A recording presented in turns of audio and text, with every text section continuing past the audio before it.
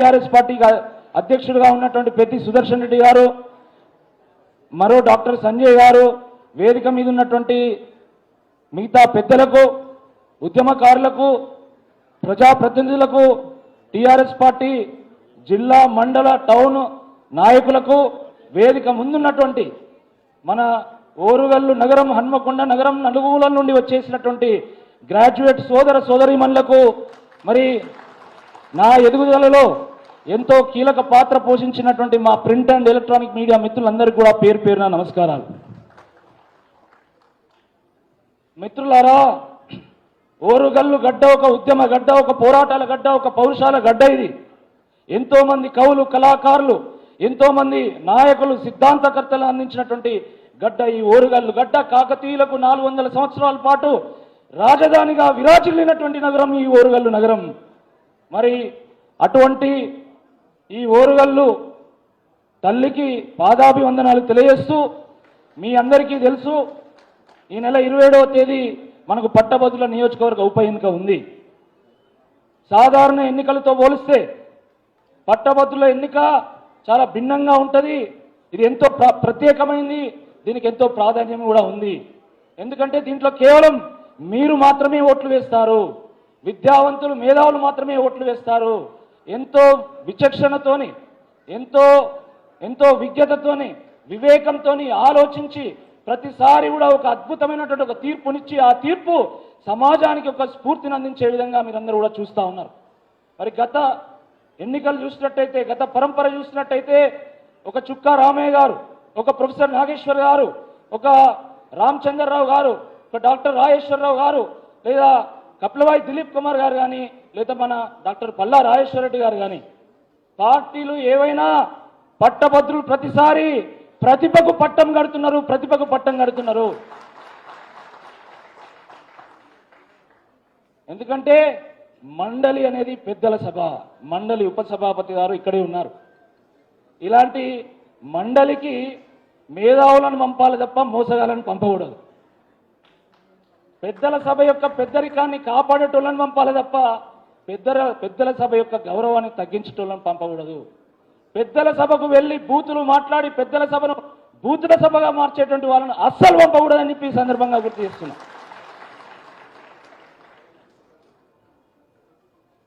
మిత్రులారా, మీ అందరికీ తెలుసు ఏ సందర్భంలో ఈ రాష్ట్రంలో కాంగ్రెస్ పార్టీ ప్రభుత్వం వచ్చిందో. 2 పర్యాయాల పాటు కేసీఆర్ గారు ముఖ్యమంత్రిగా ఉన్న తర్వాత కాంగ్రెస్ పార్టీ 6 గ్యారంటీలు ఇచ్చి, 420 హామీలు ఇచ్చి, మేము కేసీఆర్ గారు చేసిన దానికంటే మరింత ఎక్కువగా చేస్తామని నమ్మించి ఆశ చూపడం వల్ల ప్రజలు కూడా ఒక్కసారి వేరే వాళ్ళకి అవకాశం ఇద్దాం, 2 పర్యాయాల పాటు టీఆర్ఎస్కి ఇచ్చాం కదా, ఒక్కసారి వేరే వాళ్ళకి అవకాశం ఇద్దామని చెప్పి కాంగ్రెస్ పార్టీకి ఓట్లు వేసి ఏరి కోరి ఎంచుకొని వాళ్ళని ప్రభుత్వంలో తీసుకురావడం జరిగింది. మార్పు అనేది సహజమైనటువంటి ప్రక్రియ, అది నిరంతర ప్రక్రియ. దాన్ని అందరం కూడా స్వాగతించాల్సిందే. మన అధినేత కేసీఆర్ గారు కూడా స్వాగతించారు. మేము ప్రతిపక్షంగా ఉంటాం, మేము ప్రజల పక్షంగా ఉంటాం, మేము తెలంగాణ పక్షంగా ఉంటామని చెప్పి స్వయంగా వారే ప్రకటించడం జరిగింది. దాంట్లో ఇబ్బంది ఏం లేదు. కానీ కాంగ్రెస్ పార్టీ ఆ రోజు ఎన్నికల సందర్భంగా ఏమి చెప్పింది, ఈరోజు ఏమి చేస్తున్నది అనేది చాలా చర్చనీయాంశం. ముఖ్యంగా ఇక్కడ అందరూ కూడా గ్రాడ్యుయేట్స్ ఉన్నారు, చాలామంది నిరుద్యోగ సోదరులు ఉన్నారు. ఈరోజు ఉదయం కూడా నేను దాదాపు ఒక 5 కోచింగ్ సెంటర్లు నేను తిరగడం జరిగింది. వారు చెప్పిన అంశాలే నేను మీకు చెప్తున్నా. కాంగ్రెస్ పార్టీ ఆ రోజు జాబ్ క్యాలెండర్ని రిలీజ్ చేస్తామన్నది. జాబ్ క్యాలెండర్ రిలీజ్ అయిందా చెప్పండి? 2 లక్షల పోస్టులతో కూడుకున్నటువంటి నోటిఫికేషన్లను విడుదల చేస్తామన్నది. చేసిందా? నిరుద్యోగ భృతి ఇస్తామన్నారు, ఇచ్చారా? అదేవిధంగా ఎటువంటి పరీక్ష రుసుము లేకుండా ప్రభుత్వ పరీక్షలను నిర్వహిస్తామన్నారు, నిర్వహించారా? మెగా డిఎస్సి వేస్తామన్నారు, వేశారా? ఉద్యోగస్తులకు డిఏ అన్నారు, పిఆర్సి అన్నారు, ఆ రకంగా అనేక హామీలు ఇచ్చారు. కానీ ఈ ప్రభుత్వం వచ్చి 100 రోజులు గడిచింది, 150 రోజులు కూడా గడిచింది, కానీ ఇప్పటి వరకు ఏ ఒక్క ప్రకటన కూడా లేదు. ఇప్పుడు మనం చర్చించుకున్నటువంటి ఏ అంశాల మీద కనీసం చర్చ కూడా లేదు. అమలు విషయం పక్కన పెడితే కనీసం దాన్ని ఊసే లేదు. మరి రేపు ఈ నిరుద్యోగుల పక్షాన, ఈ విద్యావంతుల పక్షాన, ఈ ప్రభుత్వ ఉద్యోగస్తుల పక్షాన ఎవరు ప్రశ్నించాలి? ఎవరు ప్రశ్నించాలి? ఎవరు ప్రశ్నించాలి? కాంగ్రెస్ పార్టీ ఎమ్మెల్సీ అభ్యర్థి ఆయన ప్రశ్నించగలుగుతాడా?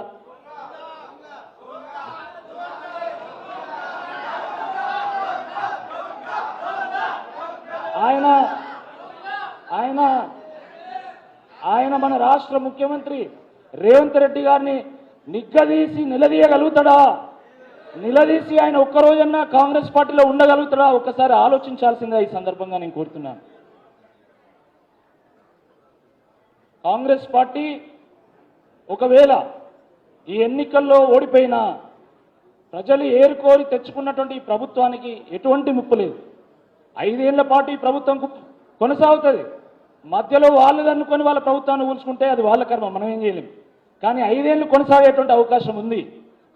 కానీ ఒకవేళ ఎమ్మెల్సీ అభ్యర్థిగా బీఆర్ఎస్ నుండి నేను గెలిస్తే తప్పకుండా ఈ విద్యావంతుల పక్షాన, ఈ నిరుద్యోగుల పక్షాన, తెలంగాణ సబ్బండ వర్గాల పక్షాన గొంతెత్తి గలమెత్తి గల్చిచ్చి తప్పకుండా పోరాటం చేసి ప్రభుత్వం యొక్క మెడలు వచ్చి ఈ హామీలను మనం సాధించుకోగలుగుతాం, మన హక్కులను మనం సాధించుకోగలుగుతాం.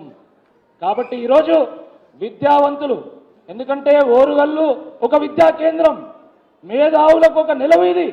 అందుకే ఈ 3 జిల్లాల్లో ఎక్కర్లేని ఓట్లన్నీ కూడా మన దగ్గరనే ఉన్నాయి. ఇంతకుముందు పెద్దలు వినయ్ భాస్కర్ గారు చెప్పారు, మన దగ్గరనే ఎక్కువ ఓట్లు ఉన్నాయి. ఎందుకు ఎక్కువ ఉన్నాయంటే మనది విద్యా కేంద్రం, ఎంతోమంది మేధావులు మరి ఇక్కడ నుండి రాష్ట్ర వ్యాప్తంగా గుర్తింపు పొందారు. కాబట్టి మరి అలాంటి ఈ దీంట్లో మీరందరూ కూడా ఆలోచించండి.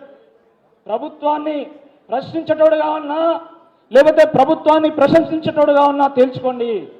ప్రభుత్వాన్ని ప్రశ్నించేటోడుగా ఉన్నా లేకపోతే ప్రభుత్వానికి తొత్తుగా మారినటువంటి వ్యక్తిగా ఉన్నా ఒకసారి తేల్చుకోండి. తెల్లారు లేస్తే నేను ప్రశ్నించే గొంతు యూట్యూబ్ తెల్లారు లేస్తే అదే గోల. కానీ ఏ ఒక్క విషయంలో అయినా ప్రశ్నించాడా? ఒక్క విషయంలో అయినా పోరాటం చేసిండా? జీవో నెంబర్ 46 రద్దు చేస్తామని స్వయంగా ఆ రోజు పిసిసి అధ్యక్షులుగా ఉన్నటువంటి, ఈ రోజు ముఖ్యమంత్రిగా ఉన్నటువంటి రేవంత్ రెడ్డి గారు, ఈ రోజు ఎమ్మెల్సీ అభ్యర్థిగా ఉన్నటువంటి ఆ వ్యక్తి ఇద్దరు కూడా చెప్పారు, జీవో నెంబర్ 46ను రద్దు చేస్తామని చెప్పారు. దానికంటే ముందే స్వయంగా కేటీఆర్ గారే బాధితులతో చెప్పిండు మేము రద్దు చేస్తామని. కానీ అప్పటికే కోడ్ రావడం వల్ల అది రద్దు చేయలేకపోయింది. కానీ కాంగ్రెస్ పార్టీ హామీ ఇచ్చి ప్రభుత్వంలోకి వచ్చింది. ఇప్పటి వరకు కనీసం దాని మీద ఊసెత్తడం లేదు. కాబట్టి మీరందరూ కూడా ఆలోచించండి. ప్రశ్నించడం ఎవరితో సాధ్యమవుతుంది?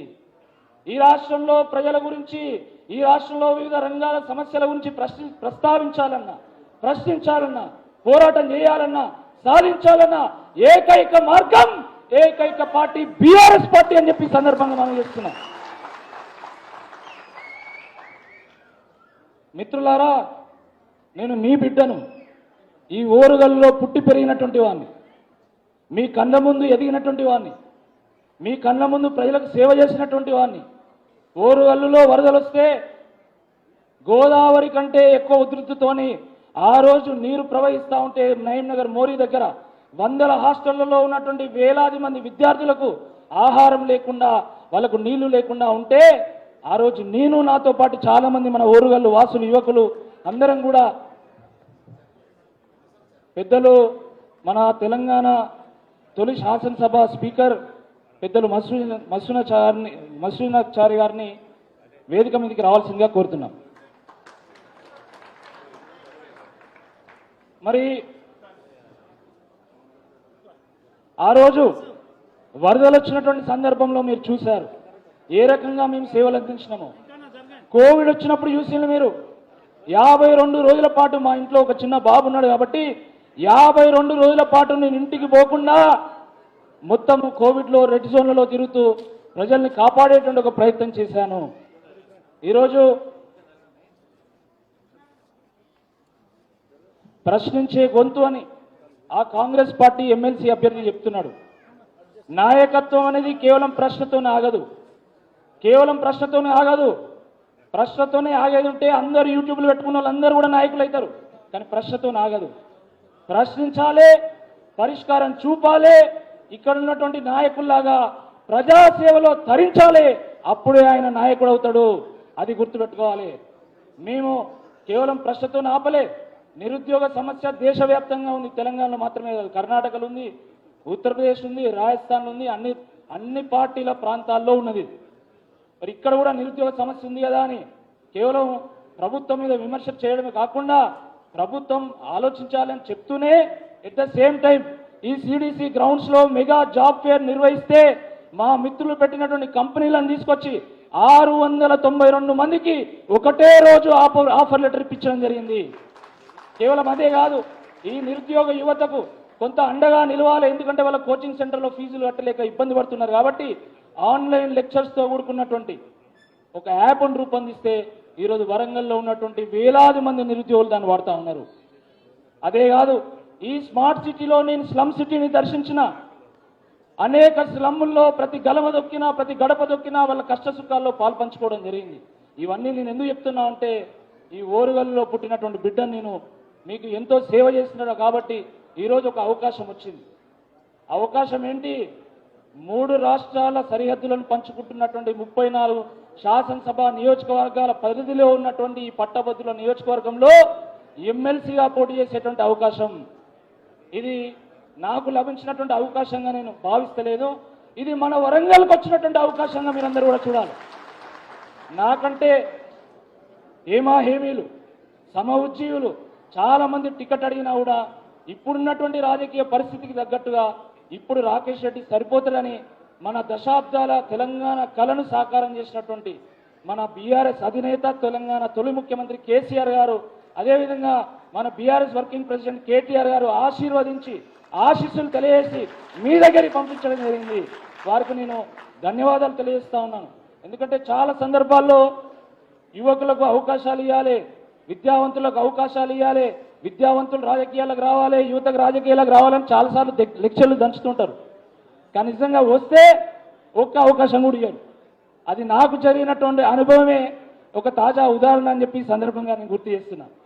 మిత్రులారా, నేను గతంలో భారతీయ జనతా పార్టీలో పనిచేసిన, అది మీ అందరూ కూడా తెలుసు. నేను ఆ పార్టీకి నిబద్ధున్నై పనిచేసిన, ప్రజల కోణంలో పనిచేశా. ప్రత్యర్థులను నేను శత్రువుగా చూడలేదు, ప్రత్యర్థులను మాత్రమే చూశాను. నేను మీ అందరినీ గౌరవించిన, నాకు ఈ వేదిక మీద ఉన్నటువంటి అందరూ అంటే గౌరవమే. వినయ్ భాస్కర్ గారన్న గౌరవమే, మన నన్నపనేని నరేందర్ గారన్న గౌరవమే, అక్కడున్నటువంటి యాదవరెడ్డి గారైనా గౌరవమే.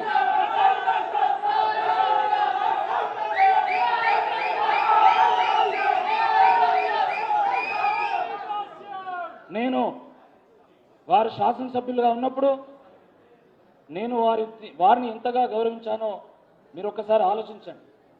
ఓరుగల్లు ఒక కళా రాజధాని కాబట్టి, ఒక సాంస్కృతిక రాజధాని కాబట్టి, ఒక శైవ క్షేత్రం కాబట్టి, ఒక ఆధ్యాత్మిక క్షేత్రం కాబట్టి ప్రతి సంవత్సరము ఎంతో అంగరంగ వైభవంగా ఐగ్రవాచారి గ్రౌండ్స్లో మేము శివరాత్రి ఆధ్యాత్మిక సాంస్కృతిక సమ్మేళనాన్ని నిర్వహిస్తాం. మన దేశంలోనే 2వ అతిపెద్ద శివరాత్రి కార్యక్రమం అది.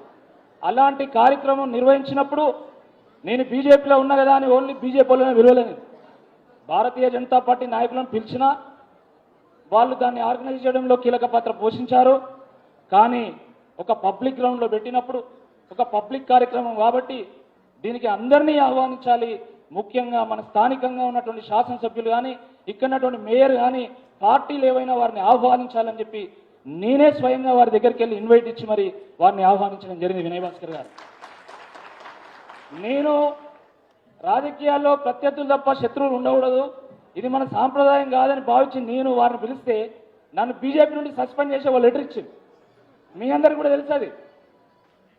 అంటే ఆ రకంగా రాజకీయాల్లో కనీస మర్యాదలు కూడా లేకుండా, కనీస సాంప్రదాయాలు లేకుండా వివరించడం సరైనటువంటిది కాదు అని చెప్పి ఆ రోజు కూడా నేను చెప్పినా, ఈ రోజు కూడా నేను చెప్తున్నా. ఆ రోజు ఆ పార్టీలో ఉన్నప్పుడు ఆ పార్టీకి ఒక కమిట్మెంట్తో నేను పనిచేసిన, అందరూ తెలుసు. ఈరోజు నేను మీ గులాబీ కుటుంబంలో నేను సైతం ఒక సభ్యుణ్ణి అయినందుకు నేను సంతోషపడతా ఉన్నా. తప్పకుండా మీ కష్ట సుఖాల్లో నేను కూడా పాలు పంచుకుంటా. తప్పకుండా ఆ రోజు ఎట్లయితే భారతీయ జనతా పార్టీలో పనిచేసినప్పుడు కార్యకర్తలను గుండెల్లో పెట్టుకొని వాళ్ళని కాపాడుకున్నానో తప్పకుండా మీతో కూడా మీ తమ్మునిగా మీ అన్నగా మీతో పాటు కలిసి ఉంటా, మీతో పాటు పార్టీ కోసం పనిచేస్తా, మన ఓరుగల్లు కోసం పనిచేస్తా, మన బీఆర్ఎస్ కోసం పనిచేస్తా అని చెప్పి ఈ సందర్భంగా నేను గుర్తు చేస్తున్నా. మిత్రులారా, ఇంకా అనేక అంశాలు చాలామంది పెద్దలు ఉన్నారు, వాళ్ళు ప్రస్తావిస్తారు. కానీ ఒక్క అంశం, నేను ఒక రైతు బిడ్డను. రైతులు కడుపైన మార్చుకుంటారు తప్ప ఆత్మ గౌరవం దెబ్బతింటే మాత్రం ఊరుకోరు. చావనైనా చేస్తారు కానీ ఆత్మ గౌరవాన్ని దెబ్బతీస్తే మాత్రం ఊరుకోరు. ఈరోజు కాంగ్రెస్ పార్టీ ఎమ్మెల్సీ అభ్యర్థిగా ఉన్నటువంటి ఆ వ్యక్తి రైతుల గురించి ఏం మాట్లాడిండు? వ్యవసాయాన్ని గట్టెంకించడానికి, వ్యవసాయాన్ని లాభసాటిగా మార్చడానికి, అదేవిధంగా రైతులకు ఒక భరోసా ఇవ్వడానికి ఆ రోజు ముఖ్యమంత్రిగా ఉన్నటువంటి కేసీఆర్ గారు రైతు బంధు ఇస్తే కాంగ్రెస్ పార్టీ మేము దానికంటే 5,000 ఎక్కువ ఇస్తాం కానీ దాని పేరు మారుస్తామని చెప్పి రైతు భరోసా అన్నారు. మరి మా రైతు బంధు ఏది అని రైతులు అడిగితే ఆయన ఏమన్నాడు? రైతు బంధు అడిగితే చెప్పుతో కొడతా అన్నాడు. మరి ఆయన చెప్పుతో కొడతా అన్నాడు కదా, ఆయన చెప్పుతో కొడతా అన్నాడు కదా. మరి ఇక్కడ ఎంతమంది రైతు బిడ్డలు ఉన్నారు ఒకసారి చేయలేబట్టండి. ఎంతమంది రైతు బిడ్డలు ఉన్నారు? గ్రాడ్యుయేట్స్లో మనందరం కూడా వ్యవసాయ కుటుంబం నుంచి వచ్చినటువంటి వాళ్ళమే. మనం వ్యవసాయం చేయకపోవచ్చు, మన తండ్రులు, మన తాతలు, మన ముత్తాతలు అందరూ కూడా వ్యవసాయం చేసినటువంటి వాళ్ళే. మీరు ఎంతమంది రైతు బిడ్డలు ఉన్నారు ఒకసారి చేయలేదండి. రైతులను చెప్పుతో కొడతా అన్నటువంటి వాడిని ఏం చేద్దాం? రాబోయేటువంటి ఎన్నికల్లో ఓటుతో కొడదాం, ఓటుతో కొట్టి బుద్ధి చెప్తామని చెప్పి ఈ సందర్భంగా నేను గుర్తు చేస్తాను. ఇప్పుడే మన కేటీఆర్ గారు చాలా ముఖ్యమైనటువంటి అంశాన్ని వారు గుర్తు చేయమన్నారు. మనది కాకతీయుల రాజధాని, కాకతీయుల వారసులం మనం. కాకతీయులు వారి పరిపాలన పోయి వందల సంవత్సరాలు గడిచినా కూడా ఈ రోజు కూడా మనం కాకతీయులను గుర్తుపెట్టుకుంటాం. మన తెలంగాణ ప్రభుత్వం రాగానే మిషన్ కాకతీయ ప్రారంభించింది. మరి కాకతీయ తోరణం ఉంది కదా, తోరణం అంటే మనకు ఎంత గర్వకారణం. కాకతీయ తోరణము చూస్తేనే ఒక రాజసం ఉట్టిపడుతుంది, అవునా కాదా? కానీ రేవంత్ రెడ్డి గారు ఏమన్నారు? కాంగ్రెస్ పార్టీ ఏమన్నది? ఇది అధికార దర్పానికి నిదర్శనం అన్నది. తప్పకుండా దానికి స్పందించాల్సిందే, ధీటుగా దానికి జవాబు చెప్పాల్సిందే. కాకతీయుల తోరణం ఓరుగల్లు ఆత్మ గౌరవానికి సంబంధించినటువంటి అంశం, ఓరుగల్లు బిడ్డల ఆత్మ గౌరవానికి సంబంధించినటువంటి విషయం. ప్రతిసారి మరి మన వరంగల్ ఆత్మ గౌరవంతో, మన రైతుల ఆత్మ గౌరవంతో ఆడుకుంటున్నటువంటి ఈ కాంగ్రెస్ పార్టీకి బుద్ధి చెప్పాలంటే ఈరోజు ఒక గొప్ప అవకాశం వచ్చింది. అదే ఎమ్మెల్సీ ఎన్నిక అని చెప్పి ఈ సందర్భంగా గుర్తు చేస్తున్నా. వరంగల్ మొత్తం ఏకం కావాలి, రైతు బిడ్డలు మొత్తం ఏకం కావాలి, ఓటు అనే దెబ్బతోని కొడితే దిమ్మ తిరగాలి కాంగ్రెస్ పార్టీకి అని చెప్పి ఈ సందర్భంగా చెప్తూ, మరి నేను ఇంతకుముందు చెప్పినట్టుగా మన ఓరుగల్లుకు ఒక అవకాశం వచ్చింది. నల్గొండ వాళ్ళు అడిగారు టికెట్, ఖమ్మం వాళ్ళు అడిగారు టికెట్, కానీ ఓరుగల్లు ఒక పెద్ద నగరము, ఓరుగల్లు యొక్క ప్రాతినిధ్యం ఉంటే బాగుంటుందని చెప్పి మరి పెద్దలు వారు భావించి మనకు అవకాశం ఇచ్చిండ్రు. అవకాశాన్ని వినియోగించుకుందామా లేదా? రేపు నేను ఎమ్మెల్సీగా గెలిస్తే మన వరంగల్ గెలిచినట్టు, నేను గెలిస్తే మన యువత గెలిచినట్టు, నేను గెలిస్తే మన విద్యావంతులు గెలిచినట్టు, నేను గెలిస్తే ఇక్కడ ఉన్నటువంటి మా విద్యార్థి సోదరులందరూ కూడా గెలిచినట్టు. కాబట్టి దయచేసి ఇది మన అందరి ఎన్నిక, 34 నియోజకవర్గాల్లో జరుగుతున్నటువంటి ఎన్నిక. ఇది పార్టీ కూడా ఎంతో ఉపయోగపడేటువంటి ఎన్నిక. కాబట్టి మీ అందరినీ కూడా విజ్ఞప్తి చేస్తున్నా, మన నగరంలో 60,000 ఓట్లు ఉన్నాయి. మనము ప్రతి ఒక్కరము రోజుకు కనీసం ఒక 50 మందిని నేరుగా కలిసినట్టయితే తప్పకుండా విజయం మనదే. భారతీయ జనతా పార్టీ కార్యకర్తలు కూడా మనకే ఓట్లు వేస్తారు, గుర్తుపెట్టి 100% వేస్తారు. అదేవిధంగా కాంగ్రెస్ పార్టీ వాళ్ళు కూడా వేస్తారు. కాబట్టి పార్టీలకు అతీతంగా మనం ప్రతి ఒక్కరిని కలవాల్సిందిగా ఈ సందర్భంగా విజ్ఞప్తి చేస్తూ, మనది వరంగల్ కాబట్టి, నేను ఓరుగల్లు బిడ్డను కాబట్టి నేను కొంచెం ఎక్కువ సమయం తీసుకున్నా అన్న, ప్లీజ్ ఏమనుకోకండి. మా వరంగల్ కాబట్టి కొంత ఎక్కువ సమయం తీసుకున్నా. వారు పెద్దలు చాలా విషయాలు మాట్లాడతారు. తప్పకుండా మనకి దిశానిర్దేశం చేస్తారు. రాబోయేటువంటి 3 రోజులు మనకు చాలా కీలకం. ఆ కీలకంగా ఉన్నటువంటి ఎన్నికల సందర్భంగా ఎక్కడ కూడా ఇతర కాన్స్టిట్యున్సీస్ మీటింగ్ వెళ్లకుండా మనము డైరెక్ట్ ఫీల్డ్లో ఉందాం. కాబట్టి మీ అందరూ ఆశీస్సులు తెలియజేయాల్సిందిగా మీ అందరూ కలిసి ఆశీర్వదించాల్సిందిగా ఈ సందర్భంగా మీ అందరినీ కూడా విజ్ఞప్తి చేస్తూ జై తెలంగాణ, జై కేసీఆర్, జై కేటీఆర్. ఇప్పుడు మాజీ ఐపీఎస్ అధికారి కాబోయే పార్లమెంట్ సభ్యులు అన్న ప్రవీణ్ అన్న గారిని మాట్లాడుతున్న కోరుతున్నాను.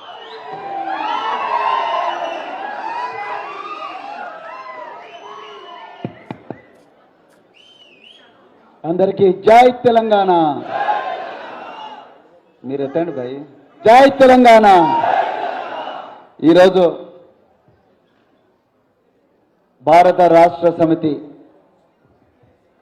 ఎమ్మెల్సీ గ్రాడ్యుయేట్ ఎమ్మెల్సీ అభ్యర్థి సోదరుడు ఏనుగుల రాకేష్ రెడ్డి గారి పరిచయ కార్యక్రమానికి, అంటే ఆయనది సొంత ఊరు అయినప్పటికీ కూడా మళ్ళీ పరిచయం చేసే ఒక అవకాశం నాకు వచ్చినందుకు చాలా చాలా ఆనందంగా ఉంది.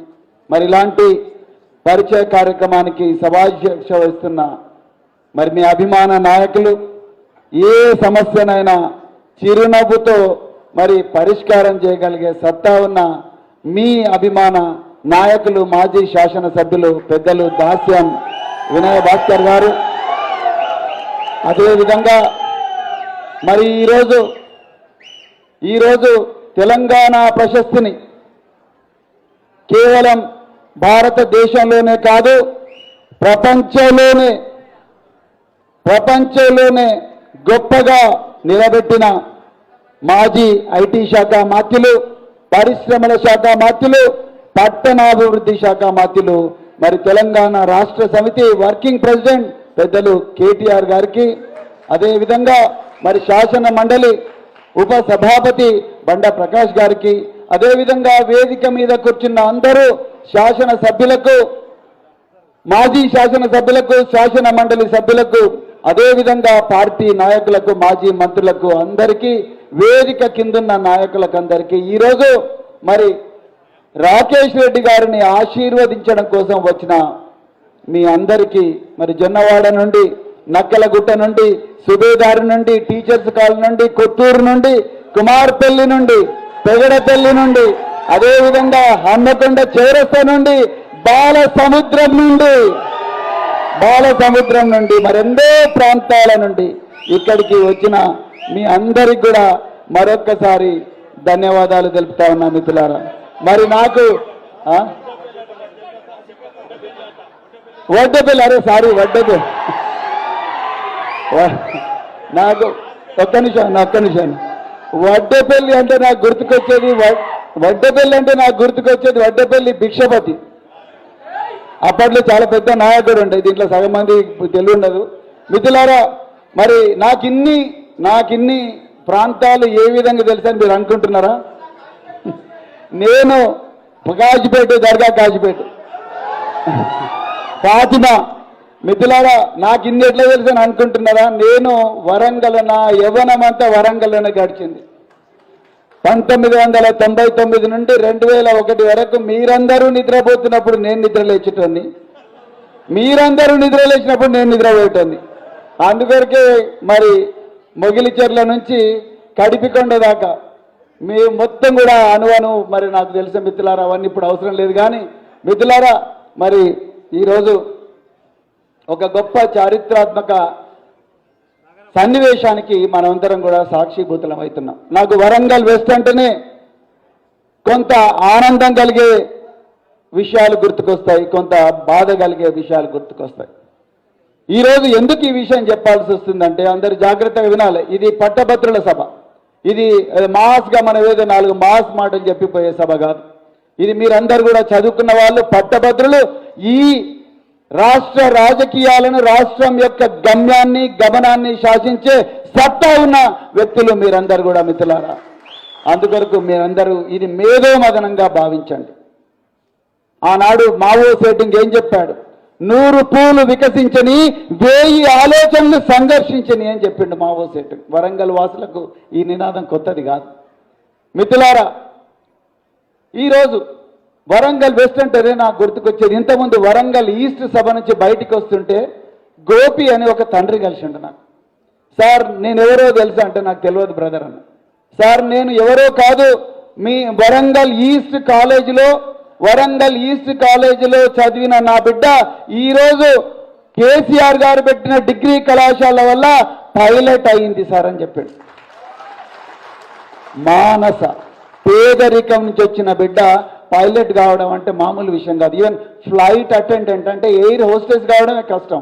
కానీ ఈరోజు తెలంగాణ ఏవియేషన్ అకాడమీలో పైలట్ కోర్సులో ఇండిపెండెంట్గా విమానం నడిపిస్తున్న అమ్మాయి, అది ఆనందకరమైన విషయం. Congratulations, thank you. అదేవిధంగా నేను వరంగల్ బాలసముద్రం హాస్టల్లో ఒకసారి పోయినప్పుడు అక్కడ మమత అనే ఒక అమ్మాయి కనిపించింది. అందరు పిల్లల్ని మామూలుగా ఏ ఆఫీసర్ పోయినా అమ్మా మీరు ఏం చేస్తారు, పెద్దగా అయిన తర్వాత ఏం చేస్తారంటే సార్ నేను మీలాగానే కలెక్టర్ అవుతాను సార్, లేకపోతే ఐపీఎస్ ఆఫీసర్ అవుతానని చెప్పడం జరిగింది. కానీ ఒక 6 నెలల తర్వాత ఆ అమ్మాయిది దుగ్గొండి మండలం లక్ష్మీపురం గ్రామం. ఒక 6 నెలల తర్వాత మాకు Madikonda social welfare principal phone చేసింది, సార్ ఈరోజు మమత చనిపోయింది ఎంజీఎం హాస్పిటల్లో అని. ఎందుకు చనిపోయింది అంటే ఆ అమ్మాయికి డెంగీ జ్వరం వచ్చింది. డెంగీ జ్వరం వచ్చిన తర్వాత ప్రిన్సిపల్ అమ్మో ఇది నా వల్ల కాదు అని చెప్పి తల్లిదండ్రులు పిలిపించింది. తల్లిదండ్రులు పిలిపిస్తే తల్లిదండ్రులు ఆ అమ్మాయిని తీసుకొని ఎవరితో కూడా వ్యాధి నయం కాదు, ఏదో మాయారోగం వచ్చింది నా బిడ్డకు అని చెప్పేసి ఏటూరు నాగారం అడవుల్లోకి తీసుకుపోయి ఎవరితోనో తాయెత్తు కట్టించిండ్రు. తర్వాత 3 రోజులకు ఆ జ్వరం తగ్గక మల్టిపుల్ ఆర్గాన్ ఫెయిల్యూర్తోని ఎంజీఎం హాస్పిటల్లో చనిపోయింది. మరి ఆనాటి ముఖ్యమంత్రి కేసీఆర్ గారు ప్రతి శాఖను కూడా చాలా 3 గంటలు 4 గంటలు 5 గంటలు నిరంతరాయంగా రివ్యూ చేసేవారు. ఆ రివ్యూలో మేము మరి ముఖ్యమంత్రి కేసీఆర్ గారికి ఈ విషయం చెప్పడం జరిగింది. సార్ మమత అనే అమ్మాయి ఈ విధంగా చనిపోయింది అంటే ఆ రోజు ముఖ్యమంత్రి గారు ఇచ్చిన ఒక్కటే ఆదేశం, ఈ పిల్లలకు ఇళ్లలో ఇల్లు ఉండదు, పడుకోవడానికి స్థలం ఉండదు. పట్టణ ప్రాంతాలకు వస్తే కనీసం కిరాయికి కూడా ఎవరెవరు కిరాయికి ఇచ్చేటప్పుడు మీ కులం ఏందని అడుగుతారు. ఇలాంటి పరిస్థితి ఏ బిడ్డకు కూడా రాకూడదు. ఒక్కరు కూడా చనిపోకూడదు. ఒక్కరు కూడా 12వ తరగతి చదివిన వెంటనే పెళ్లిళ్ళు చేసుకోకూడదు. వాళ్ళ కలలు నిజం చేసే బాధ్యత మన మీద ఉంది. 1000 కోట్ల రూపాయలైనా పర్వాలేదు ఖర్చు పెట్టండి, కానీ వాళ్ళందరూ ప్రయోజకులుగా అయ్యేటట్టు చూడండి అని 54 డిగ్రీ కళాశాలలు ఇచ్చింది. 54 డిగ్రీ కళాశాలలు మహిళలకు ఇచ్చింది. Ladies and gentlemen, I'm feeling very proud to share with you, Telangana is the only state, let me tell you, Telangana is the only state where you have residential degree colleges for women. There is no state in the country which has residential degree colleges for women. My dear friends, అలాంటి colleges నుంచి వచ్చిన అమ్మాయే మానస. అలాంటి మమత లాంటి చావులు ఎవరు అమ్మాయిలు అబ్బాయిలు చావకూడదని 3.5-4 లక్షల 5 లక్షల మంది పిల్లల ఆరోగ్యాన్ని 24 గంటలు 365 రోజులు సెలవుల్లో ఇంటికి పోయినా కూడా మీ అమ్మాయికి థైరాయిడ్ ప్రాబ్లం ఉంది, థైరాక్సిన్ ఎంసీజీ 88 ఎంసీజీ వేసుకున్నదా లేదా అని హెల్త్ సూపర్వైజర్లను వాళ్ళ ఇంటికి పంపించి టాబ్లెట్లు వేయించిన ఘనత నాటి కేసీఆర్ ప్రభుత్వానికి. మిత్రులారా, అది ఆశయం, ఒక గొప్ప ఆశయం. నా బిడ్డలు మంచిగా తినాలి, నా బిడ్డలు నెయ్యి తినాలి, నా బిడ్డలు మటన్ తినాలి, నా మనవరాళ్ళు ఏ తిండి తింటున్నారో ఈ లక్షలాది మంది పిల్లలు అదే తిండి తినాలి. నా బిడ్డలు నా మనవరాళ్ళు ఏ విధంగా అయితే ఇంగ్లీష్ మాట్లాడుతున్నారో ఈ లక్షలాది మంది పిల్లలు ఇంగ్లీషు హిందీ తెలుగే కాకుండా ఫ్రెంచ్ భాషలో కూడా మాట్లాడాలి. అట్లాంటిక్ మహాసముద్రం దాటి అమెరికా పోయి చదువుకోవాలన్న ఒక గొప్ప ఆశయంతో మేనిఫెస్టోలో పెట్టకపోయినప్పటికీ కూడా 1000 గురుకుల పాఠశాలలు ఇచ్చిన ఆశయం నాటిది. మిత్రులారా, నేను మొదటి నుంచి చెప్తున్నా, ఈ యుద్ధం ఏదో రాకేష్ రెడ్డికి తీన్మార్ మల్లన్నకు జరుగుతున్నట్టు చూడకండి. ఈ యుద్ధం ఏదో బీఆర్ఎస్ పార్టీకి కాంగ్రెస్కి జరుగుతున్నట్టు చూడకండి. ఇది ఒక గొప్ప ఆశయానికి ఒక నాగరికతను సృష్టించడానికి, అదేవిధంగా మరోవైపు ఘోరమైన అహంకారానికి మధ్యలో జరుగుతున్న యుద్ధంగా చూడండి. నేను అహంకారం అని ఎందుకు చెప్తున్నంటే, నాకు వెంకటాద్రిపేట, ఇక్కడనే వరంగల్ జిల్లా వేలేరు మండలం వెంకటాద్రిపేటలో ఒక పేద కుటుంబం, వెనుకబడిన తరగతులు చెందిన కుటుంబంలో ఒక తండ్రి వికలాంగుడు, ఆ కుటుంబంలో పుట్టిన బిడ్డ వైష్ణవి. ఆ వైష్ణవి తినడానికి తిండి లేని పరిస్థితుల్లో తండ్రి కూలి పని చేస్తున్న బిడ్డ మళ్ళీ కూలి పని చేయకూడదు, నా బిడ్డ ఒక కూలి కుటుంబానికి కోడలుగా పోయి మళ్ళీ కూలీగా మారకూడదు అనే ఒక సదుద్దేశంతో, ఒక పవిత్రమైన ఆశయంతో ఆ బిడ్డను భువనగిరి సోషల్ వెల్ఫేర్ హాస్టల్కు పంపిస్తే వార్డెన్ ఏదో తిట్టిందని, వార్డెన్ వేధించిందని ఆ ఇద్దరు బిడ్డలు ఎవరు కూడా వాళ్ళని ఆదుకోని పరిస్థితిలో, వాళ్ళ ఆక్రందనను వినలేని పరిస్థితుల్లో ఇద్దరు అమ్మాయిలు భావిత వైష్ణవి ఇద్దరు మధ్యాహ్నం 1 గంటకు డబుల్ కాట్ మంచం ఎక్కి చున్నీ తీసుకొని సూసైడ్ చేసుకున్నారు. నేను ఆ ఇంటికి పోయినా మిత్రులు, నేను ఆ హాస్టల్కి పోయినా. హాస్టల్కి పోతే ఆ హాస్టల్లో చాలా ఘోరమైన పరిస్థితి, ఎవరు పట్టించుకునే పరిస్థితి, వార్డెన్ హాస్టల్కు దూరంగా ఉండే పరిస్థితి, వాళ్ళ బాధలు ఎవరు వినలేదు, తల్లిదండ్రుల ఆక్రందనలు వినలేదు, తల్లిదండ్రుల ఆక్రందనలు వినకుండా వాళ్ళ మీద దౌర్జన్యం చేసిన పరిస్థితి. అదే పక్కన భువనగిరిలో బచ్చలకూర శ్రీకాంత్ అని 6వ తరగతి పిల్లవాడు ఏప్రిల్ 9వ తారీఖు నాడు ఉగాది నాడు విషాహారం 30 మంది పిల్లలు తింటారండి. 30 మంది పిల్లలు విషాహారం తింటారు. వాంతులు విరోచనాలు మొదలైతే ఏప్రిల్ 9 నాడు స్టార్ట్ అయితే ఏప్రిల్ 10, ఏప్రిల్ 11 3 రోజులు కూడా ఒక్కరు కూడా వాళ్ళను ఆదుకున్న పరిస్థితి లేదు.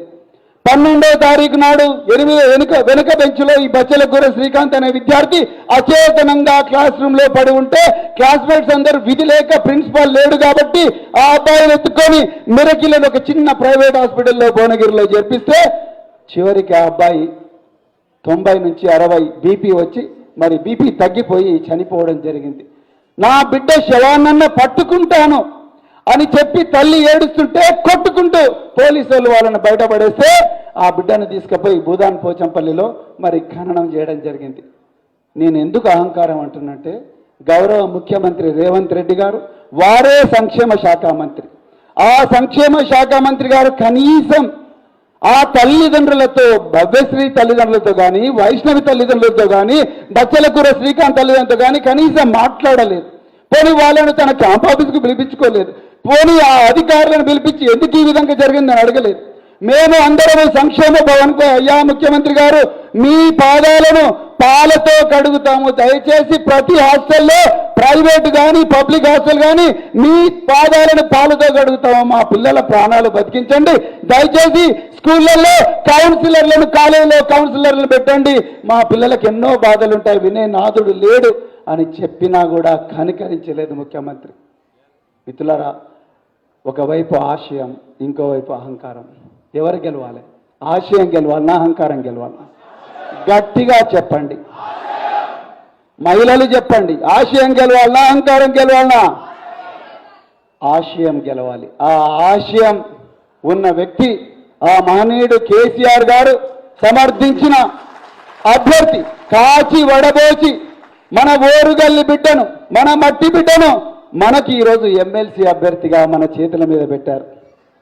మరి కాంగ్రెస్ వాళ్ళు అహంకారపూరిత, మా దగ్గర 34 మంది ఎమ్మెల్యేలు ఉన్నారు, మా దగ్గర 34 మంది ఎమ్మెల్యేలు ఉన్నారు, మీ దగ్గర కేవలం 2 ఉన్నారు. ఈ వరంగల్, ఖమ్మం, నల్గొండ ఉమ్మడి జిల్లాల్లో మేము ఏం చేసినా నడుస్తుంది, మేము ఎట్లయినా గెలుస్తామని చెప్పి ఓ అహంకారం, కణకణాన నకసిక పర్యంత అహంకారం ఉన్న వ్యక్తి, ఏ మాత్రం మానవ విలువ లేని వ్యక్తి ఎవరైనా తీన్మార్ మల్లన్నను తీసుకొచ్చి, చింతపండు నవీన్ కుమార్ అలియాస్ తీన్మార్ మల్లన్నను తీసుకొచ్చి ఇవాళ తెలంగాణ ప్రజల మీద రుద్దుతా ఉన్నారు.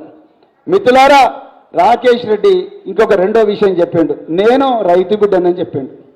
నేను 10వ తరగతి వరకు మరి ఇంగ్లీష్ మీడియంలో చదువుకొని ఫస్ట్ క్లాస్లో పాస్ అయి తల్లిదండ్రుల కలలను నిజం చేయడం కోసం ఎలాంటి చెడు అలవాట్లు దారికి రానియకుండా నేను బాగా చదువుకొని, అదే విధంగా ఆయన ఇంటర్మీడియట్ ర్యాంకర్, స్టేట్ ర్యాంకర్గా మారిండు ఈ ఏనుగుల రాకేష్ రెడ్డి. అక్కడి నుండి ఆగకుండా మరి పిల్లలు పక్క ఊరికి పోవాలంటేనే భయపడతారు, పక్క పట్టణానికి పోవాలంటే భయపడతారు, తల్లులు పిల్లలను దూరం పోవాలంటే ఏడుస్తారు. కానీ రాకేష్ రెడ్డి ఇక్కడ కాకుండా చివరికి రాజస్థాన్లో ఉండే బిట్స్ పిలాని అనే ఒక గొప్ప సంస్థలో మరి ఇంజనీరింగ్ చేసిండు. మిత్రులారా, ఎస్ఆర్ ట్యుటోరియల్ అంటే అందులో చదువుకొని ఆయన డాక్టర్లు, ఇంజనీర్లు, కలెక్టర్ల గురించి మాట్లాడతాం. కాకతీయ యూనివర్సిటీ అంటే ప్రొఫెసర్ జయశంకర్, ప్రొఫెసర్ బియ్యాల జనార్దన్ రావు, ఇంకా ప్రొఫెసర్ విద్యావతి, మరెందరో గొప్ప గొప్ప ప్రొఫెసర్ల గురించి, డాక్టర్ల గురించి, ఇంజనీర్ల గురించి, లాయర్ల గురించి మాట్లాడతాం. అదే విధంగా పింగ్లే కాలేజ్ అన్నా, లేకపోతే కేడీసీ అన్నా, ఆర్ట్స్ కాలేజ్ అన్నా, సికేఎం కాలేజ్ అన్నా, ఎంతో మంది గొప్ప వ్యక్తుల గురించి మనం మాట్లాడతాం. మరి బిట్స్ పిలాని గురించి కూడా మాట్లాడుకోవాలి. ఎందుకు మాట్లాడుకోవాలంటే రాకేష్ రెడ్డి రేపు మనకు ఎమ్మెల్సీ అయితే ఏం చేయబోతాడు అన్న విషయాల గురించి మనం మాట్లాడుకోవాలి. మిత్రులారా, నేను ప్రశాంత్ పాలకుర్తి అనే వ్యక్తిని 2022లో బోస్టన్ మహానగరంలో కలిసిన. ప్రశాంత్ పాలకుర్తి మహబూబాద్ ప్రాంతానికి చెందినవాడు. మరి ఆయన బిట్స్ పిలానీలో చదువుకొని $700 మిలియన్ విలువైన కంపెనీని స్థాపించిండు. మిత్రులారా, ప్రశాంత్ పాలకుర్తి ఎక్కడ చదువుకున్నాడో మన రాకేష్ రెడ్డి కూడా అక్కడే చదువుకున్నాడు. సమీర్ భాటియా ఈమెయిల్ hotmail.com అనే ఒక ప్రోడక్ట్ ప్రపంచానికి ఈమెయిల్ పరిచయం చేసిన అతి కొద్ది మంది వ్యక్తుల్లో సమీర్ భాటియా ఒకడు. సమీర్ భాటియా ఎక్కడ చదువుకున్నాడో మన రాకేష్ రెడ్డి అక్కడ చదువుకున్నాడు. బాబా కళ్యాణి భారత్ ఫోర్జ్ లిమిటెడ్ $3 బిలియన్ విలువైన కంపెనీని ఏర్పాటు చేసిన బాబా కళ్యాణ్ ఎక్కడ చదువుకున్నాడో మన రాకేష్ రెడ్డి అక్కడ చదువుకున్నాడు. మన redbus.in మన బస్సులన్నీ కూడా ఆన్లైన్లో బుక్ చేసుకునే ఫెసిలిటీ తీసుకొచ్చిన redbus.in owner Phanindra Sama, Telangana chief innovation officer Phanindra Sama ఎక్కడ చదువుకున్నాడో రాకేష్ రెడ్డి అక్కడ చదువుకున్నాడు. రాకేష్ రెడ్డి ఎన్నో పుస్తకాలు రాసిండు. రాకేష్ రెడ్డి ఎన్నో పత్రికలకు వ్యాసాలు రాసిండు. ఎన్నో సమస్యల మీద రాజ్యాంగబద్ధంగా పోరాడిండు. అది రాకేష్ రెడ్డి బయోమిత్రులారా. మరి రాకేష్ రెడ్డిని అనలైజ్ చేసినప్పుడు తీర్మానం వల్ల అనలైజ్ చేయాలన్నా వద్దా? చేయాలన్నా వద్దా? బరాబర్ చేయాలి.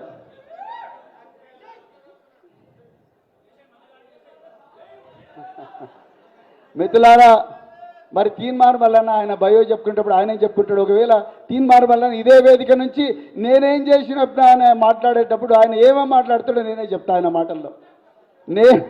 తీన్మార్ మల్లన్న ఎమ్మెల్యేల మొబైల్ నెంబర్లను, ప్రైవేటు వ్యక్తుల మొబైల్ నెంబర్లను, ఎమ్మెల్యేల మొబైల్ నెంబర్లను పెద్దలు మాజీ మంత్రివర్యులు ఎర్రబెల్లి దయాకర్ రావు గారికి స్వాగతం. మిత్రులారా, ఈ తీన్మార్ మల్లన్న గారి బయో నేను నా సొంత కవిత్వం కాదు, తీన్మార్ మల్లన్న గారే నా మీద ఇన్ని కేసులు బుక్ అయినాయని అఫిడవిట్లో ప్రచురించడం జరిగింది. అందుకొరకు మిత్రులారా, మరి వారి మీద బుక్ అయిన కేసులు చూడండి ఒకసారి. మన ప్రైవేటు వ్యక్తుల మొబైల్ నెంబర్లను వాళ్ళ కన్సెంట్ లేకుండా, వాళ్ళ అనుమతి లేకుండా సోషల్ మీడియాలో ప్రచురించడం. అదేవిధంగా మరి గూగుల్ ఇమేజెస్ నుంచి, గూగుల్ ఇమేజెస్ మీకు ఐడియా ఉన్నది కదా, గూగుల్ ఇమేజెస్ నుంచి మహిళల ఫోటోగ్రాఫ్స్, కల్వకుంట్ల కవిత గారి ఫోటోగ్రాఫ్తో సహా చాలామంది మహిళల ఫోటోగ్రాఫ్స్ తీసుకొని వాటిని ఫోటోషాప్లో ఎడిట్ చేసి మార్పు చేసి వాటిని పబ్లిక్ డొమైన్లో ప్రచురించినందుకు కేసులైనాయి మిత్రులారా. అదేవిధంగా పోలీసు కమిషనర్లతోని, పోలీసు కానిస్టేబుళ్లతోని కొట్లాట పెట్టుకున్నందుకు కేసులైనాయి మిత్రులారా. అదేవిధంగా మరి కరోనా సమయంలో కరోనా తగ్గదు, మీరందరూ చస్తారు, ప్రభుత్వాలు ఏమి చేయడం లేదని ఫాల్స్ న్యూస్, ఫేక్ న్యూస్ చేసినందుగా చాలా మంది చనిపోయి ఉంటారు. కరోనా వైరస్ ఒక ప్రమాదకారి అయితే కరోనా వైరస్ వల్ల చనిపోతామనే భయంతో చాలా మంది చచ్చిపోయినారు ఫస్ట్ వేవ్లో, మీ అందరికీ కూడా తెలుసు. అలాంటి భయాన్ని మరింత ద్విగుణీకృతం చేసిన వ్యక్తి తీన్మార్ మల్లన్న మిత్రులారా. అదేవిధంగా మరి చాలా మీడియాలో డిరాగరేటరీ కామెంట్ చేయడం, అదేవిధంగా ఆయన తన యూట్యూబ్ ఛానల్లో పంచాయతీలు చేస్తే పంచాయతీల్లో బాధింపబడ్డ వ్యక్తి పోయి ఆత్మహత్యా యత్నం చేసిండు. కొంతమంది మీద మెడ మీద కత్తి పెట్టి వాళ్ళ దగ్గర నుంచి డబ్బులు గుంజే యత్నం చేసిండు. ఈ విధంగా 56 కేసులున్నాయి. ఇప్పుడు మీరు చెప్పాలి పట్టభద్రులుగా, 56 కేసులుండి 70 రోజులు జైల్లో ఉండే వ్యక్తి పట్టభద్రులకు ప్రతినిధి కావాలనా, లేకపోతే నిరంతరం చదువుకుంటూ ప్రజా సమస్యల మీద పోరాడుతూ గోల్డ్ మెడల్ తెచ్చుకున్న మన వరంగల్ మట్టిబిడ్డ మరి గ్రాడ్యుయేట్ల ప్రతినిధి కావాలన్నా ఎవరు కావాలి? రాకేష్ రెడ్డి కావాలన్నా మల్లన్న కావాలన్నా? రాకేష్ రెడ్డి కావాలంటే 2 చేతులు ఎత్తండి.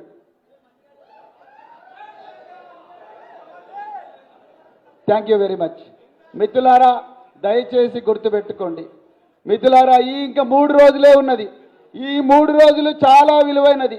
మా సిస్టర్స్కు, మా అక్కలకు, చెల్లెలకు అందరికీ ఒక్కటే రిక్వెస్ట్ చేస్తున్నా, 3 రోజులు మనసు, మమత, చిన్నారి పెళ్లి కూతురు, డాక్టర్ బాబు, అదేవిధంగా ఎంతెంత దూరం, శ్రీనివాస కళ్యాణం, ఇలాంటి సీరియల్ పక్కకు పెడదాం దయచేసి. ఇలాంటి సీరియల్స్ పక్కకు పెడదాం. అదేవిధంగా మరి మన సోదరులు అయితే ఇక ఏం చూస్తారు? విరాట్ కోహ్లీ, లేకపోతే మహేంద్ర సింగ్ ధోని, సన్ రైజర్స్ హైదరాబాదు, ఇవన్నీ ఎప్పుడు జరుగుతాయి? అసలైన మ్యాచ్ ఇక్కడ ఉన్నది. BRS party versus Congress match ఉన్నది. ఇది 2020 నిజమైన మ్యాచ్. దానికి స్టేడియమే మరి రేపు రాబోయే రోజుల్లో జరిగే 27వ తారీఖు నాడు జరిగే ఎలక్షన్. మిత్రులారా, మీరు కూడా ప్రాంక్స్, యూట్యూబ్ వీడియోస్ అవన్నీ బంద్ పెట్టి ఎయిర్ప్లేన్ మోడ్కు మీ ఫోన్లన్నీ తీసుకుపోయి ఆ నమూనా బ్యాలెట్ పేపర్ అందరినీ ప్రతి ఇంటికి మీరే ఒక రాకేష్ రెడ్డి ఏం చెప్పిండు? నేను ఎమ్మెల్సీ అయితే అగ్గిపెట్టెల్లాంటి రూముల్లో తల్లిదండ్రుల తల్లి పుస్తలు తాకట్టు పెట్టి బయట చెప్పుకోలేక బాధనంతా పొట్టలో పెట్టుకొని ఆటోల మీద, ఎర్ర బస్సుల మీద అశోక్ నగర్ పోయి, దిల్సుఖ్ నగర్ పోయి ఎన్నో ఇబ్బందులు పడుతూ రోజుకు 2 పూటలే అన్నం తింటూ అన్నపూర్ణ క్యాంటీన్ల దగ్గర చెట్లకు కుర్చీలు కట్టేసి ఎక్కడ కూర్చోవాలనో తెలియక, ఎండనక, వాననక, రాత్రింబవళ్ళు కష్టపడ్డ ఆ బిడ్డలందరూ ఎమ్మెల్సీలు అయినట్టే రాకేష్ రెడ్డి ఎమ్మెల్సీ అయితే. రాకేష్ రెడ్డి ఎమ్మెల్సీ అయితే చిన్నగున్నప్పుడే కలలన్నీ ఎక్కడ సమాధి అవుతాయో, ఇష్టం లేకపోయినా పెళ్లి చేయబడ్డ చెల్లెళ్ళు, భర్తలు సపోర్ట్ చేయని చెల్లెళ్ళు, గ్రాడ్యుయేట్ అయ్యిండు కూడా ఏమీ సాధించలేని చెల్లెళ్ళు, కలలన్నీ కూడా అయిష్టంగానే సమాధి చేసుకున్న చెల్లెళ్ళందరూ రేపు ఎమ్మెల్సీలు అయినట్టే. మీకు ఒక వాయిస్ ఉంటుంది. రాకేష్ రెడ్డి ఎమ్మెల్సీ అయితే డిగ్రీలు కంప్లీట్ చేసి, పోస్ట్ గ్రాడ్యుయేషన్ కంప్లీట్ చేసి, భవన నిర్మాణ కార్మికులుగా, రైతు కూలీలుగా, ఆటో డ్రైవర్లుగా, లారీల్లో క్లీనర్లుగా, పారిశుద్ధ కార్మికులుగా మారిన మా గ్రాడ్యుయేట్ సోదరులందరూ కూడా ఎమ్మెల్సీలు అయినట్టే. మీకోసం పోరాడే ఒక నాయకుడు రేపు అసెంబ్లీలో కూర్చుంటాడు, కౌన్సిల్లో కూర్చుంటాడు. మిత్రులారా, ఈ విషయంలో ఒక జాగ్రత్త మీకు చెప్పాలనుకుంటున్నా.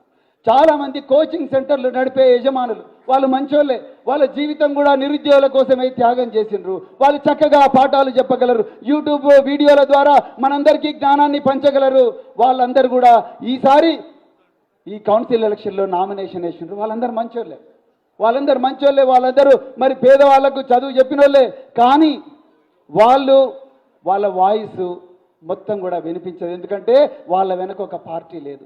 ఈరోజు రాకేష్ రెడ్డి వెనకాల పెద్దలు గౌరవనీయులు కేసీఆర్ గారు, తెలంగాణ ఆవిర్భావానికి మూల కారకులు కేసీఆర్ గారి మేధో సంపత్తి, కేటీఆర్ గారి ఆచరణవాదం, ఇవి 2 తోడైనాయి. మరి ఎంతో మంది రాజనీతిజ్ఞులు రాకేష్ రెడ్డి ఎందుకు ఉంటారు? ఆయన కౌన్సిల్లో ఒక్క మాట మాట్లాడితే లక్షల మంది నిరుద్యోగులు, పట్టభద్రులు అందరూ కూడా రోడ్డు మీదకి వచ్చి మన ప్రయోజనాలు కాపాడతారు.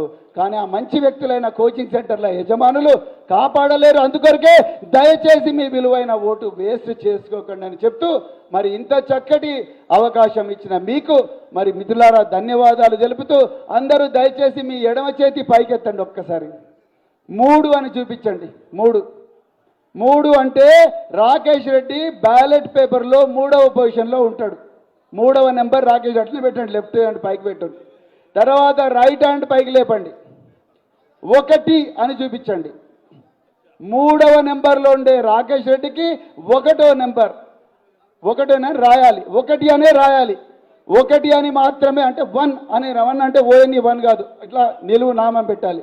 మిత్రులారా దయచేసి వేరే రాయకండి, దయచేసి వేరే మీకు ఇష్టమైన దేవుళ్ళ పేర్లు రాయకండి. అందుకొరకు మీరు 1 అని మాత్రమే రాయాలి. పొద్దున లేచిన వెంటనే 3 అట్లా అనుకోవాలి, ఇట్లా అనుకోవాలి. తర్వాత మధ్యాహ్నం అన్నం తినేటప్పుడు 3 ఇట్లా అనుకోవాలి, 1 అనుకోవాలి. మీ ఇంట్లో మీ భార్యలు కానీ, భర్తలు కానీ, అమ్మలు కానీ, నాన్నలు కానీ ఎవరైనా ఏం చేస్తున్నాడు, వీటికి పిచ్చి పట్టిందానంటే ఇదంతా ఒక మాదో కోడ్ లాంగ్వేజ్ అని చెప్పాలి. ఏం అర్థం కాకూడదు. సైలెంట్గా రాజ్యాంగబద్ధమైన గెరిల్లా పోరాటానికి, వరంగల్ గెరిల్లా పోరాటాలకు పెట్టింది పేరు బరాబర్ ఎవ్వరికి అర్థం కాని కోడ్ భాషలో రేపు మనం 27వ తారీఖు నాడు బాబాసాహెబ్ అంబేద్కర్ గారు ఆర్టికల్ 326 ద్వారా మనకిచ్చిన ఓటు హక్కును ఏ విధంగా అయితే ఆనాడు డేవిడ్ వడిసెల 3 రాళ్లతోని గోలియత్ను హతమార్చాడో ఆ విధంగానే రాకేష్ రెడ్డి బాబాసాహెబ్ అంబేద్కర్ గారు ఇచ్చిన ఓటు హక్కుతో దుర్మార్గులందరినీ కూడా రాజ్యాంగబద్ధంగా ఓడించబోతున్నాడు. ఆయన వెనక మీరు గాలి కావాలి, ఆయన నిప్పైతే మీరు గాలి కావాలి, ఆయన అగ్ని అయితే మీరు ఆజ్యం కావాలని చెప్పి కోరుకుంటూ మరొక్కసారి మీరందరూ కూడా మీరే రాకేష్ రెడ్డిలో ఈ 3 రోజులు నేను చెప్పిన సీరియల్స్ నేను చెప్పిన మ్యాచెస్ అన్ని బంద్ చేసి దయచేసి మీరందరూ కూడా మరి ఇంటింటికి తిరిగి ప్రచారం చేయాలని చెప్పి కోరుకుంటూ జై తెలంగాణ. సగం మంది ఎత్తుతున్నారు జై తెలంగాణ, 2 చేతులు ఎత్తి చెప్పండి జై Telangana. Thank you very much. ఈ మ్యాచ్ కు మీరే ఎంపైర్ కావాలన్నా ప్లీజ్. థ్యాంక్ యూ అన్న. ఇప్పుడు గౌరవ కౌన్సిల్ వైస్ చైర్మన్ ప్రకాష్ అన్న ఒక్క నిమిషం మాట్లాడుతూ 7 వరకే పర్మిషన్. సభాధ్యక్షుడు సోదరుడు వినయ్ భాస్కర్ గారు, పెద్దలు గౌరవనీయులు మా పార్టీ వర్కింగ్ ప్రెసిడెంట్ కేటీఆర్ గారు, పెద్దలు ప్రవీణ్ కుమార్ గారు, రాకేష్ రెడ్డి గారు, గౌరవ శాసన మండలి సభ్యులు, శాసనసభ్యులు, మాజీ పార్లమెంట్ సభ్యులు, మాజీ శాసనసభ్యులు, కాబోయే పార్లమెంట్ సభ్యులు, పెద్దలందరికీ, వేదిక మీద ఉన్న పెద్దలందరికీ పేరు పేరున హృదయపూర్వక నమస్కారం. జై తెలంగాణ. మిత్రులారా, ఈ ఎన్నిక కీలకమైన ఎన్నిక కాబోతున్నది. అందులో వరంగల్ వెస్ట్ నియోజకవర్గం కీలకమైన పాత్ర పోషించబోతున్నది. ఎందుకంటే మన దగ్గరనే ఓటర్ల సంఖ్య ఎక్కువ ఉన్నదని ఇప్పుడే వినయ్ భాస్కర్ అన్న చెప్పిండు. దాదాపు 50,000 ఓటర్ల సంఖ్యతో మన నియోజకవర్గం ప్రాతినిధ్యం ఉంది హన్మకొండ ప్రాంతంలో. మీకు అందరికీ తెలుసు, మన దగ్గర పెద్ద విద్యా కేంద్రాలు, మనకు గతంలో ఆర్ఈసీ తర్వాత ఎన్ఐటీగా మారింది.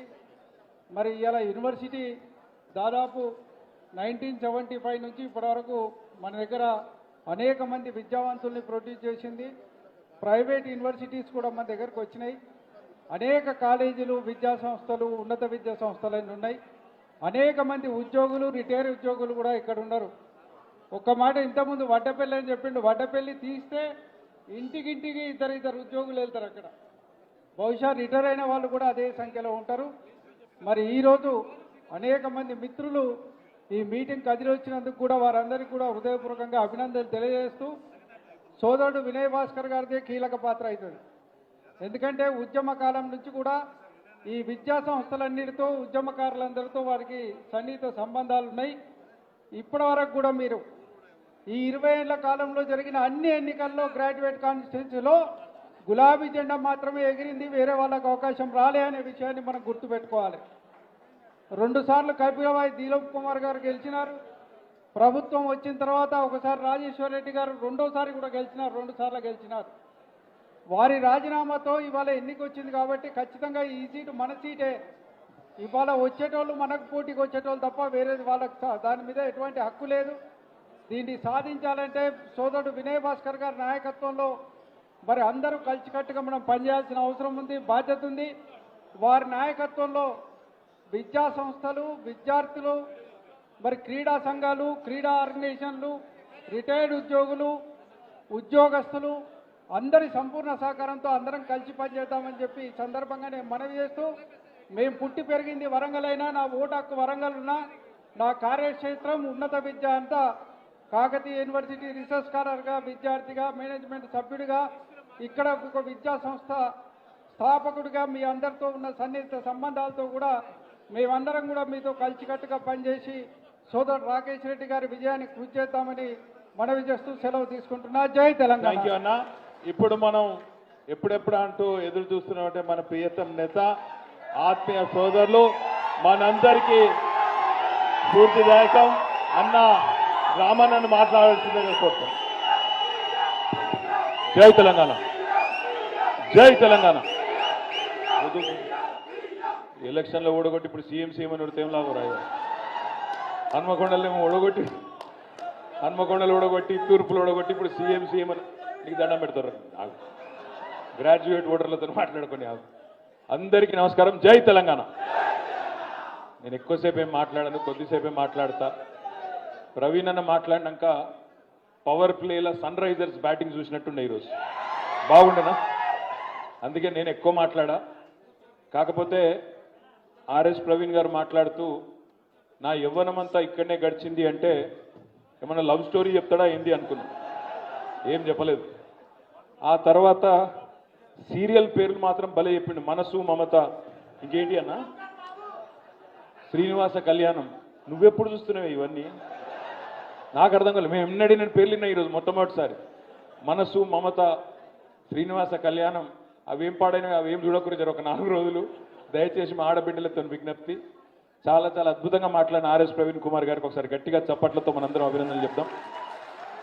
పెద్దలు, ఈ కార్యక్రమానికి అధ్యక్షత వహిస్తున్న మీ అందరి అభిమాన నాయకుడు, మరి నాకు అన్న సోదరులు పెద్దలు దాస్యం వినయ్ భాస్కర్ గారికి, గౌరవనీయులు ఈరోజు ఈ కార్యక్రమంలో విశిష్ట అతిథిగా పాల్పంచుకుంటున్న మన కౌన్సిల్ డిప్యూటీ చైర్మన్ గౌరవనీయులు శ్రీ బండా ప్రకాష్ గారు, తెలంగాణ శాసనసభకు మొట్టమొదటి స్పీకర్ జర ఎన్నికలు ఒలివేటప్పుడు తమ సభ్యుడే కూర్చో అని తొలి శాసనసభాపతి పెద్దలు గౌరవనీయులు శ్రీ మధుసూనాచారి గారు, గౌరవనీయులు మరి మీ అందరికీ సుపరిచితులైన కాబోయే నాగర్ కర్నూలు పార్లమెంట్ సభ్యులు డాక్టర్ ఆర్ఎస్ ప్రవీణ్ కుమార్ గారు, మాజీ మంత్రివర్యులు పెద్దలు గౌరవనీయులు శాసన మండలి సభ్యులు అన్న బసవరాజ్ సారయ్య గారు, మా తమ్ముడు మరి మీ అందరికీ సుపరిచితుడు ఈ జిల్లా స్థానిక సంస్థల ఎమ్మెల్సీ గారు, యువకుడు, ఉత్సాహవంతుడు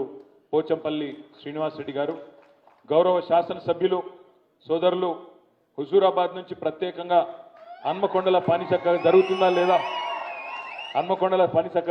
లేదా చూసేందుకు వచ్చిన మా తమ్ముడు పాడి కౌశిక్ రెడ్డి గారు.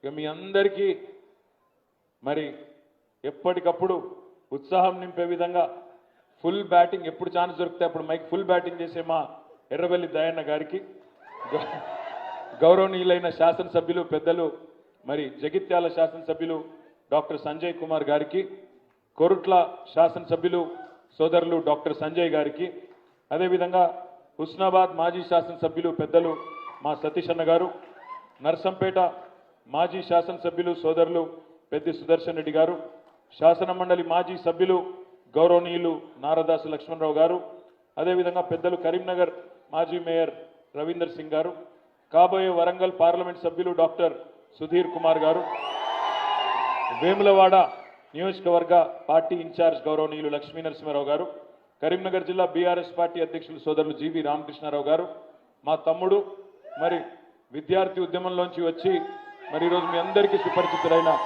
మాజీ శాసనసభ్యుడు, మాజీ పార్లమెంట్ సభ్యుడు తమ్ముడు బాల్కా సుమన్ గారు, గౌరవ పరకాల మాజీ శాసనసభ్యులు గౌరవనీయులు చల్లా ధర్మారెడ్డి గారు, గౌరవనీయులు కూడా మాజీ అధ్యక్షులు తెలంగాణ గ్రాడ్యుయేట్ అసోసియేషన్ అధ్యక్షులు పెద్దలు మరి యాదవ్ రెడ్డి గారు, వరంగల్ తూర్పు నియోజకవర్గ మాజీ శాసనసభ్యులు తమ్ముడు నన్నపనేని నరేందర్ గారు, తమ్ముడు వాసుదేవరెడ్డి గారు, వెంకటేశ్వర రెడ్డి గారు, జనార్దన్ గౌడ్ గారు, గణేష్ గారు, మా ఆడబిడ్డలు మా సోదరి శాంత గారు, ఇంకా వేదిక పైన ఉన్న నాయకులందరూ, నేను ఎవరెవరో పేరు చెప్పలేదో వాళ్ళు మనసులనే తిట్టుకొని బయటకు తిట్టొద్దని కోరుతూ, వేదిక ముందున్న పాత్రికేయ మిత్రులకు, మా గ్రాడ్యుయేట్ తమ్ముళ్లకు, చెల్లెళ్లకు పేరు పేరున అందరికీ హృదయపూర్వకంగా నమస్కారం.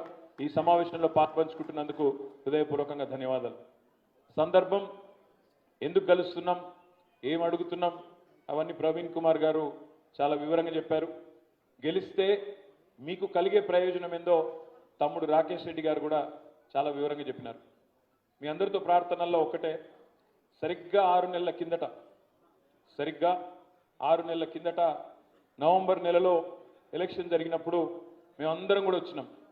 కేసీఆర్ గారితో సహా బీఆర్ఎస్ పార్టీ నాయకులు ఇంటింటికి వచ్చినారు. చెప్పి మీ అందరికి చెప్పినారు, వచ్చి దయచేసి మోసపోకండి, మోసపోతే గోసపడతాం, తెలంగాణ మళ్ళీ 10 ఏళ్ళు వెనుకపోతుంది, దయచేసి మోసపోకండి అని చెప్పి ఇంటింటికి వచ్చి దండం పెట్టినారు. కానీ కాంగ్రెస్ పార్టీ ఏదైతే అరచేతిలో వైకుంఠం చూపెట్టిందో, కాంగ్రెస్ పార్టీ ఏదైతే భూతల స్వర్గమైపోతుంది మాకు ఓటేస్తే అని చెప్పి హామీలు ఇచ్చిందో, 6 గ్యారంటీలు 420 హామీలు ఇచ్చి మరి ఊకదంపుడు ఉపన్యాసాలు ఇచ్చి ఒక భ్రమపూరితమైన వాతావరణం కల్పించిందో అందులో హనుమకొండలో, ఉమ్మడి వరంగల్ జిల్లాలో చాలా చోట్ల 10 నియోజకవర్గాల్లో మనం ఓటమి పాలైనాం. సరే, రాజకీయాల్లో అధికారం ఎవరికి శాశ్వతం కాదు, పర్మనెంట్గా సీట్లో ఎవరు కూర్చోరు, అప్పుడప్పుడు మార్పు కూడా మంచిదే. కానీ ఇప్పుడు ఏ రకమైన మార్పు వచ్చింది తెలంగాణలో అనేది విద్యావంతులైన మీరు, విఘ్నులైన మీరు, విచక్షణతో ఆలోచించే మీరు దయచేసి ఆలోచించాలని చెప్పి నేను కోరుతా ఉన్నాను. ఎందుకంటే ఏ సమాజానికైనా విద్యావంతులు, చదువుకున్న వాళ్ళు మీరే టార్చ్ బేరర్స్. ఎందుకంటే సమాజానికి సరైన దిశలో నడిపించుకొని తీసుకుపోయేది మీరే. ఎందుకంటే సామాజిక స్పృహ, అవగాహన, సమాజంలో ఏం జరుగుతుంది అనే ఒక చైతన్యంతో కూడిన ఆలోచన ఇవన్నీ ఉన్న వాళ్ళే విద్యావంతులు. అందుకే నేను మిమ్మల్ని అడుగుతా ఉన్నా. ఇందాక రైతు బిడ్డలు ఎంతమంది అంటే దాదాపు ఈ హాల్లో 70-75% మంది చేతులు లావట్టింది. నేను అడుగుతా ఉన్నా, రైతు బిడ్డలైన మా గ్రాడ్యుయేట్లను ఏం చెప్పినారు? కాంగ్రెస్ పార్టీ ఆనాటి అధ్యక్షులు, ఇప్పటి ముఖ్యమంత్రి రేవంత్ రెడ్డి గారు కేసీఆర్ గారి ద్వారా 1,00,000 రూపాయల రుణమాఫీ జరిగినా మీరు అర్జెంటుగా బ్యాంకుకు పోండి, 2 లక్షలు తెచ్చుకోండి, నేను వస్తున్నా, డిసెంబర్ 9 నాడు సంతకం పెడతా, వెంటనే రుణమాఫీ చేస్తా అని చెప్పి ఊరూరా ఊకదంపుడు ఉపన్యాసాలు ఎన్నిచ్చినాడో మీకు గుర్తుండాలి. ఈరోజు మరి అధికారంలోకి వచ్చి 5 నెలలు దాటిపోయింది, 6వ నెల నడుస్తూ ఉన్నది. డిసెంబర్ 9 రుణమాఫీ అన్నాడు. డిసెంబర్ 9 పోయింది, జనవరి 9 పోయింది, ఫిబ్రవరి 9 పోయింది, మార్చి, ఏప్రిల్, మే 9 కూడా పోయింది. ఇంకా తొందరలో జూన్ 9 కూడా రాబోతా ఉంది. మరి జరిగిందా రుణమాఫీ? జరిగిందా? కేసీఆర్ 10,000 ఇస్తున్నాడు రైతు బంధు, నేను 15,000 ఇస్తా అన్నాడు రైతు భరోసా. ఒక్కరికన్నా వచ్చిందా రైతు భరోసా? కేసీఆర్ ఇచ్చిన రైతు బంధుకే దిక్కులేదు నిన్న మొన్నటి దాకా. ఈ ముఖ్యమంత్రి వచ్చిన తర్వాత రైతు భరోసా అన్నాడు, 10,000 కాదు 15,000 అన్నాడు. మరి కేసీఆర్ గారు ఉన్నప్పుడేమో ఆనాడు రైతు బంధు వచ్చేది, టైంకి వచ్చేది. ఏ టైంకి వచ్చేది? నాట్లేసే టైంకి వచ్చేది. ఈయన రేవంత్ రెడ్డి వచ్చినాక ఎప్పుడు వచ్చింది రైతు బంధు? ఓట్లేసే టైంకి వస్తున్నది. డిసెంబర్లో పడాల్సిన రైతు బంధు మేలో వేసి అది కూడా ఘనకార్యం అన్నట్టు జబ్బలు తెరుచుకుంటున్నాడు ముఖ్యమంత్రి. ఇంకొక మాట చెప్పిండు అన్నాడు, కేసీఆర్ భూస్వాములనే చూసుకుంటుండు, నేను కౌలు రైతులకు ఇస్తా రైతు భరోసా అన్నాడు. 15,000 ఇస్తా అన్నాడు. రైతు కూలీలను నెలకు 1,000 రూపాయలు ఇస్తా అన్నాడు. ఒక్కటన్న జరిగిందా? జరగకపోగా నిన్న ఎంత పెద్ద మోసం జరిగిందో ఒక్కసారి ఆలోచించండి. ఎన్నికలకు ముందేమో 500 రూపాయల బోనస్ కింటాల్కు 500 బోనస్ అన్నాడు. మేనిఫెస్టోలో ఏం పెట్టిండు? ఎంఎస్పి 2,183 రూపాయలు ఉన్నది, మేమిచ్చే బోనస్తో కలిపితే రైతులకు 2,683 రూపాయలు వస్తుందని చెప్పి అందులో పెట్టిండు. ఇక్కడ ఉన్న మా రైతు బిడ్డలను నేను అడుగుతున్నా, 2,183 రూపాయల ఎంఎస్పి దొడ్డు బియ్యానికే ఉన్నది కదా.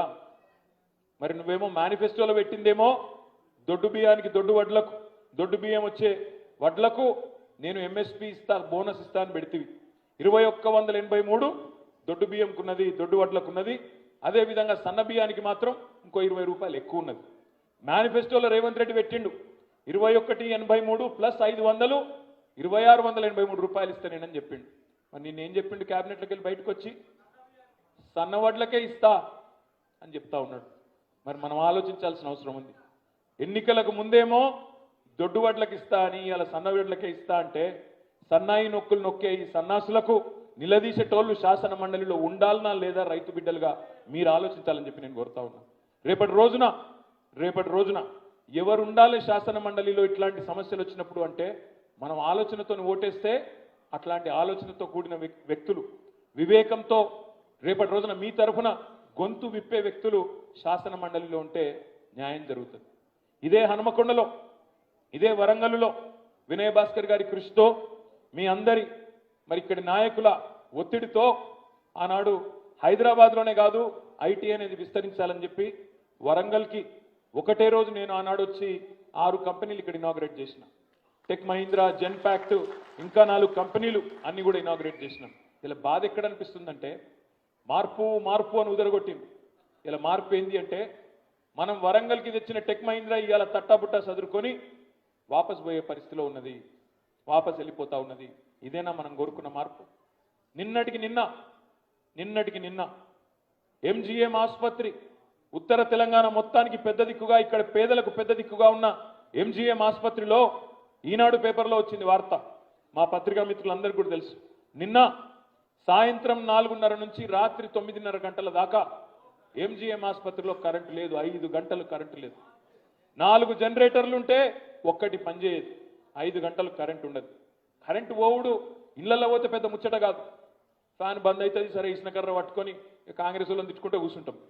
కానీ ఎంజీఎం హాస్పిటల్ అందులో ఇన్క్యుబేటర్లో ఉండే చిన్న పిల్లలు ఉంటారు, ఇప్పుడే పుట్టిన ఇన్ఫెంట్స్ ఉంటారు, నవజాత శిశువులు ఉంటారు, క్రిటికల్గా ఐసీయూలో ఉండే వెంటిలేటర్ల మీద ఉండే పేషెంట్లు ఉంటారు. 5 గంటలు కరెంటు లేకపోతే ఎవరి ప్రాణమన్న పోతే అది మంచిదేనా?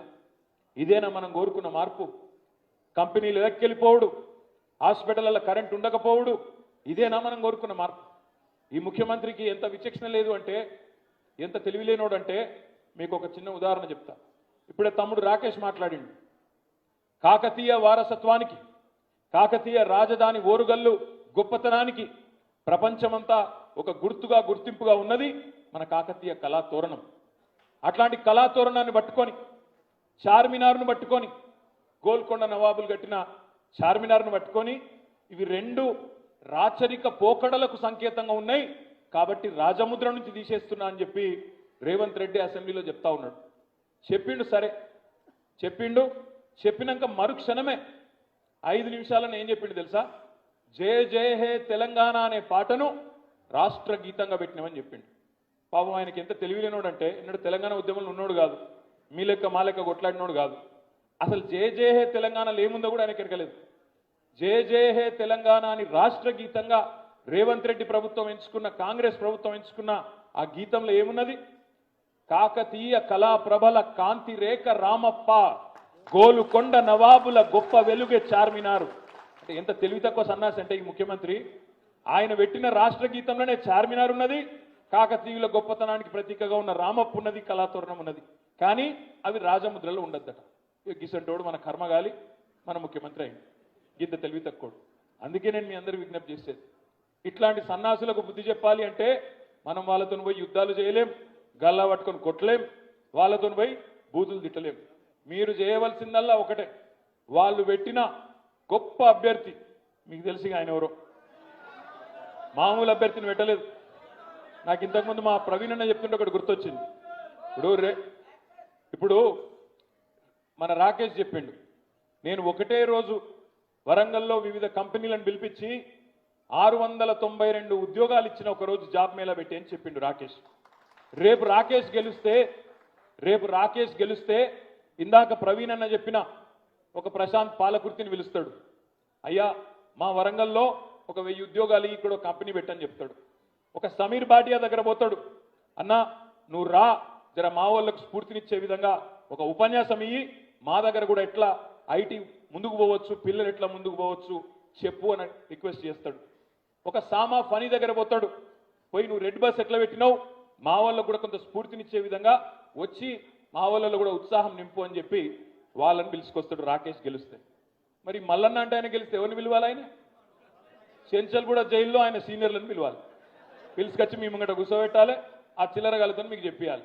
ఇట్లాంటి క్రిమినల్ రికార్డు ఉన్న వాళ్ళను రాజకీయాల్లో ముఖ్యంగా పట్టభద్రులు మీరు పట్టం కడితే దయచేసి ఆలోచించండి. ఇప్పటికే రాజకీయాలంటే గొప్ప అభిప్రాయం లేదు సమాజంలో. అట్లాంటిది ఇంకా ఇట్లాంటి వాళ్ళు వస్తే, ఇట్లాంటి వాళ్ళు చట్టసభల్లో దూరితే ఎట్లుంటుందో మీరు ఆలోచించండి. ఇవాళ కేసీఆర్ గారికి అవకాశం వస్తే కౌన్సిల్కి ఎవరిని పంపిండు? మన వరంగల్ నుంచి ఒక విద్యావంతుడు, ఒక తెలివితేటలున్న మేధావి, ఇవాళ డిప్యూటీ చైర్మన్గా గౌరవనీయులు బండా ప్రకాష్ గారిని వరంగల్ నుంచి పంపిండు. ఒక పెద్ద మనిషి 24 ఏళ్లుగా కేసీఆర్ గారితో ఉద్యమ సహచరుడుగా ఉన్న మధుసూనాచారి గారు భూపాలపల్లిలో దురదృష్టవశాత్తు స్వల్ప తేడాతో ఓటమి పాలైతే వారిని కౌన్సిల్కి పంపిండు. ఎట్లాంటి వాళ్ళని పంపిండు కేసీఆర్ కౌన్సిల్కి? వరంగల్ నుంచి ఒక మాజీ మంత్రి, సీనియర్ నాయకుడు పెద్దలు బసవరాజ్ సారయ్య గారిని కౌన్సిల్కి పంపిండు. ఒక యువకుడు, ఉత్సాహవంతుడు పోచంపల్లి శ్రీనివాస్ రెడ్డిని పంపిండు. ఒక గిరిజన మహిళ, సీనియర్ నాయకురాలు సత్యవతి రాథోడ్ను పంపిండు. ఒక విద్యావేత్త మహబూబాబాద్లో విద్యా సంస్థలు నడుపుకునే తక్కలపల్లి రవీందర్ రావును శాసన మండలికి పంపిండు. ఒక చాయిస్ అంటే గట్లుంటుంది. మరి కాంగ్రెస్ పార్టీ ఎవరైనా పంపుతా అంటున్నది ఒక బ్లాక్ మెయిలర్. తెల్లారు లేస్తే యూట్యూబ్ని అడ్డం పెట్టుకొని బూతులు తిట్టుడు, పెద్దవాళ్ళని తిడితే నేను కూడా పెద్దవాడిని అయిపోతాను అనుకునే విధంగా అవతల తెలంగాణ సాధించిన నాయకుడనే గౌరవం లేదు, 70 ఏళ్ల పెద్ద మనిషి అనే గౌరవం లేదు, వయస్సుకు గౌరవం లేదు, ప్రజలు ఎన్నుకున్న ముఖ్యమంత్రి అనే సోయి లేదు, నోటికొచ్చిన బూతులు. ప్రజాస్వామ్యం ఇచ్చిన స్వేచ్ఛ భావ ప్రకటన స్వేచ్ఛను బూతుల వ్యక్తీకరణ స్వేచ్ఛగా మార్చుకొని ఇలా నోటికొచ్చిన బూతులు తిట్టడమే గొప్పతనం అనుకొని దానికి మనం లైకులు కొడుతుంటే, దాన్ని మనం వ్యూస్ ఇస్తుంటే దాన్ని చూసుకుని సంబరపడే సన్నాసిని ఇలా కాంగ్రెస్ పార్టీ తెచ్చింది. నేను అడుగుతా ఉన్నా మిమ్మల్ని, ఒకవైపేమో ఇక్కడ బిట్స్ పిలాని, ఇటు బిట్స్ పిలాని, అటు పల్లి బఠాని, ఏది కావాలో మీరే ఆలోచించుకోలేదు. ఇక్కడ బిట్స్ పిలానిలో గోల్డ్ మెడల్ సాధించిన తమ్ముడు, ఆయన కావాలంటే సుఖంగా అమెరికాలో బతకచ్చు, మంచిగా ఉద్యోగం చేసుకుంటా, లక్షల మంది మనోళ్ళు ఉన్నారు తెలుగోళ్ళు. కొన్ని ఊర్లలోకి పోతేనైతే అమెరికాలో మన వరంగల్కి పోయినట్టే ఉంటుంది, ఆ డల్లాసు హ్యూస్టన్ బీస్టన్ పోతే మన కాడికి పోయినట్టే ఉంటుంది. అట్లా ఈయన కూడా మంచిగా 4 కార్లు కొనుక్కొని మంచిగా సుఖంగా అక్కడనే బతకొచ్చు. 7 ఏళ్ళు అక్కడ పనిచేసిండు, ఫేస్బుక్లో పనిచేసిండు, అక్కడ సిటీ బ్యాంక్లో పనిచేసిండు, బిట్స్ పిలానీలో గోల్డ్ మెడల్ సాధించిండు. కానీ మనసు ఉండబెట్టలేక ఒక రైతు బిడ్డ కాబట్టి నా రాష్ట్రానికి, నా వరంగల్కు నేను పోతా, ఏమన్నా నాతో అయినది నేను పనిచేస్తా అని చెప్పి ఇలా వరంగల్కు తిరిగి వచ్చి ప్రజాసేవలో వచ్చింది. నేను చాలాసార్లు వింటుంటా రాజకీయాల్లో, జర్నలిస్ట్ మిత్రులు చెప్తుంటారు, మిగతా మిత్రులు చెప్తుంటారు, చదువుకున్న వాళ్ళు రావాలి, చక్కదనం కావాలి, పాలిటిక్స్ అంతా లంగలు దొంగలు తయారైనరు అని మాట్లాడతారు. కానీ మరి చదువుకున్న వాళ్ళు వచ్చినప్పుడు ఒక గోల్డ్ మెడలిస్ట్ మరి మీ ముంగట పెట్టినప్పుడు ఆయన కోటేస్తారా, లేకపోతే ఒక చెంచల్ కూడా క్రిమినల్ కోటేస్తారా, మీరే ఆలోచించుకోవాలని చెప్పి నేను విజ్ఞప్తి చేస్తా ఉన్నా. ఇవాళ ఓరుగల్లు బిడ్డలు మీరు పౌరుషానికి ప్రతీకలు. తెలంగాణ ఉద్యమానికి గుండెకాయ లాంటి హనుమకొండలో ఇవాళ గర్వంగా నేను చెప్తా ఉన్నా, మీకు ఒక మంచి అభ్యర్థిని కేసీఆర్ గారు అందజేసినారు. సరే, గతంలో మనతో రాజకీయంగా విభేదించిన ఇంకో సంస్థలో పనిచేసినప్పుడు సహజంగానే ఆనాడు ఆ సంస్థ నిబంధనలకు అనుగుణంగా పనిచేసిన అని చెప్పి తమ్ముడు చెప్పిండు. ఎన్నడూ కూడా రాజకీయ ప్రత్యర్థులుగా చూసిన తప్ప శత్రువులుగా ఎన్నడూ దూషణలకు పాల్పడలేదనే మాట కూడా ఆ తమ్ముడే మీకు చెప్పినాడు. కాబట్టి మా బీఆర్ఎస్ కార్యకర్తలు, నాయకులు, హనుమకొండ నాయకులను కూడా నేను కోరుతా ఉన్నా, దయచేసి మన పార్టీ అభ్యర్థిగా మన సోదరుడు రాకేష్ రెడ్డి గారిని పెట్టినప్పుడు వాళ్ళ వినయ్ భాస్కర్ గారితో సహా మనందరి బాధ్యత కేసీఆర్ గారి మాటను తూచా తప్పకుండా గౌరవించి బ్రహ్మాండమైన మెజారిటీతో తమ్ముడిని గెలిపించాల్సిన బాధ్యత మనం తీసుకోవాలని నేను కోరుతా ఉన్నా. తప్పకుండా అడగకపోతే అమ్మ కూడా అన్నం పెట్టదు. రేపు శాసన మండలిలో అడిగేటోడు కావాలి, కడిగి పారేసేటోడు కావాలి. ఈ సందర్భంలో ఈ మోసకారి కాంగ్రెస్ ప్రభుత్వానికి బాకాలు ఉదేటోళ్ళు కాదు కావాల్సింది, వాళ్ళ బాజా బజాయించేటోళ్ళు కావాలి. అందుకే రాకేష్ రెడ్డి గెలవాలని నేను అంటా ఉన్నా. ఇవాళ మీరు ఆలోచించండి, 2 లక్షల ఉద్యోగాలు ఇస్తా అన్నాడు రేవంత్ రెడ్డి మొదటి సంవత్సరంలోనే. 2 లక్షల ఉద్యోగాలు. ఒక్క ఉద్యోగం ఇవ్వాలి, ప్రభుత్వ ఉద్యోగం అంటే ఏం చేయాలి? ముందు నోటిఫికేషన్ ఇవ్వాలి, అటెన్క రిటర్న్ టెస్ట్ పెట్టాలి, తర్వాత అవసరమైతే ఇంటర్వ్యూ పెట్టాలి, అందులో సెలెక్ట్ అయితే అపాయింట్మెంట్ లెటర్ ఇవ్వాలి. కానీ రేవంత్ రెడ్డి గారు ఎంత గొప్పోడంటే ప్రపంచంలో ఇంతకంటే అద్భుతమైన మెజిషియన్ ఎవరు లేరు. ఏమంటుండు రేవంత్ రెడ్డి? ఎన్ని నోటిఫికేషన్లు ఇచ్చిండు వచ్చినాక? ఎన్ని ఇచ్చిండు నోటిఫికేషన్లు? ప్రభుత్వ నోటిఫికేషన్లు గాడిద గుడ్డు ఇచ్చిండు, ఇప్పటికి ఒకటి కూడా ఇవ్వలే. మొన్నటిదాకా నెత్తి మీద పట్టుకొని తిరిగిండు కదా, గాడిద గుడ్డు అని ఒక గదే ఇచ్చిండు. ఒక్క నోటిఫికేషన్ ఇవ్వలే. కానీ రేవంత్ రెడ్డి గారు ఎంత గొప్ప ఇంద్రజాలికుడు, ఎంత గొప్ప మెజిషియన్ అంటే 30,000 ఉద్యోగాలు నేను ఇచ్చినా అని చెప్తున్నాడు. నాకు అర్థమే కాలేదు. నాకు తెలిసిన కాడికి సామాన్య శాస్త్రం, నాకు తెలిసిన విషయ పరిజ్ఞానం, నాకున్న పరిమిత అవగాహనతో పిల్లలు పుట్టాలంటే ముందు పెళ్లి కావాలి, సంసారం చేయాలి, తర్వాతనే పిల్లలు పుడతారు. మరిగా నోటిఫికేషన్ రాకపోయే, ఇంటర్వ్యూ కాకపోయే, రాత పరీక్ష కాకపోయే, ఉద్యోగాలు ఎడికెళ్ళి ఇచ్చినావు? 30,000 ఉద్యోగాలట. అది కూడా ఇంత సిగ్గుమాలిన నీతిమాలిన ముఖ్యమంత్రి బహుశా భారతదేశంలో ఇంకొకటి లేడు.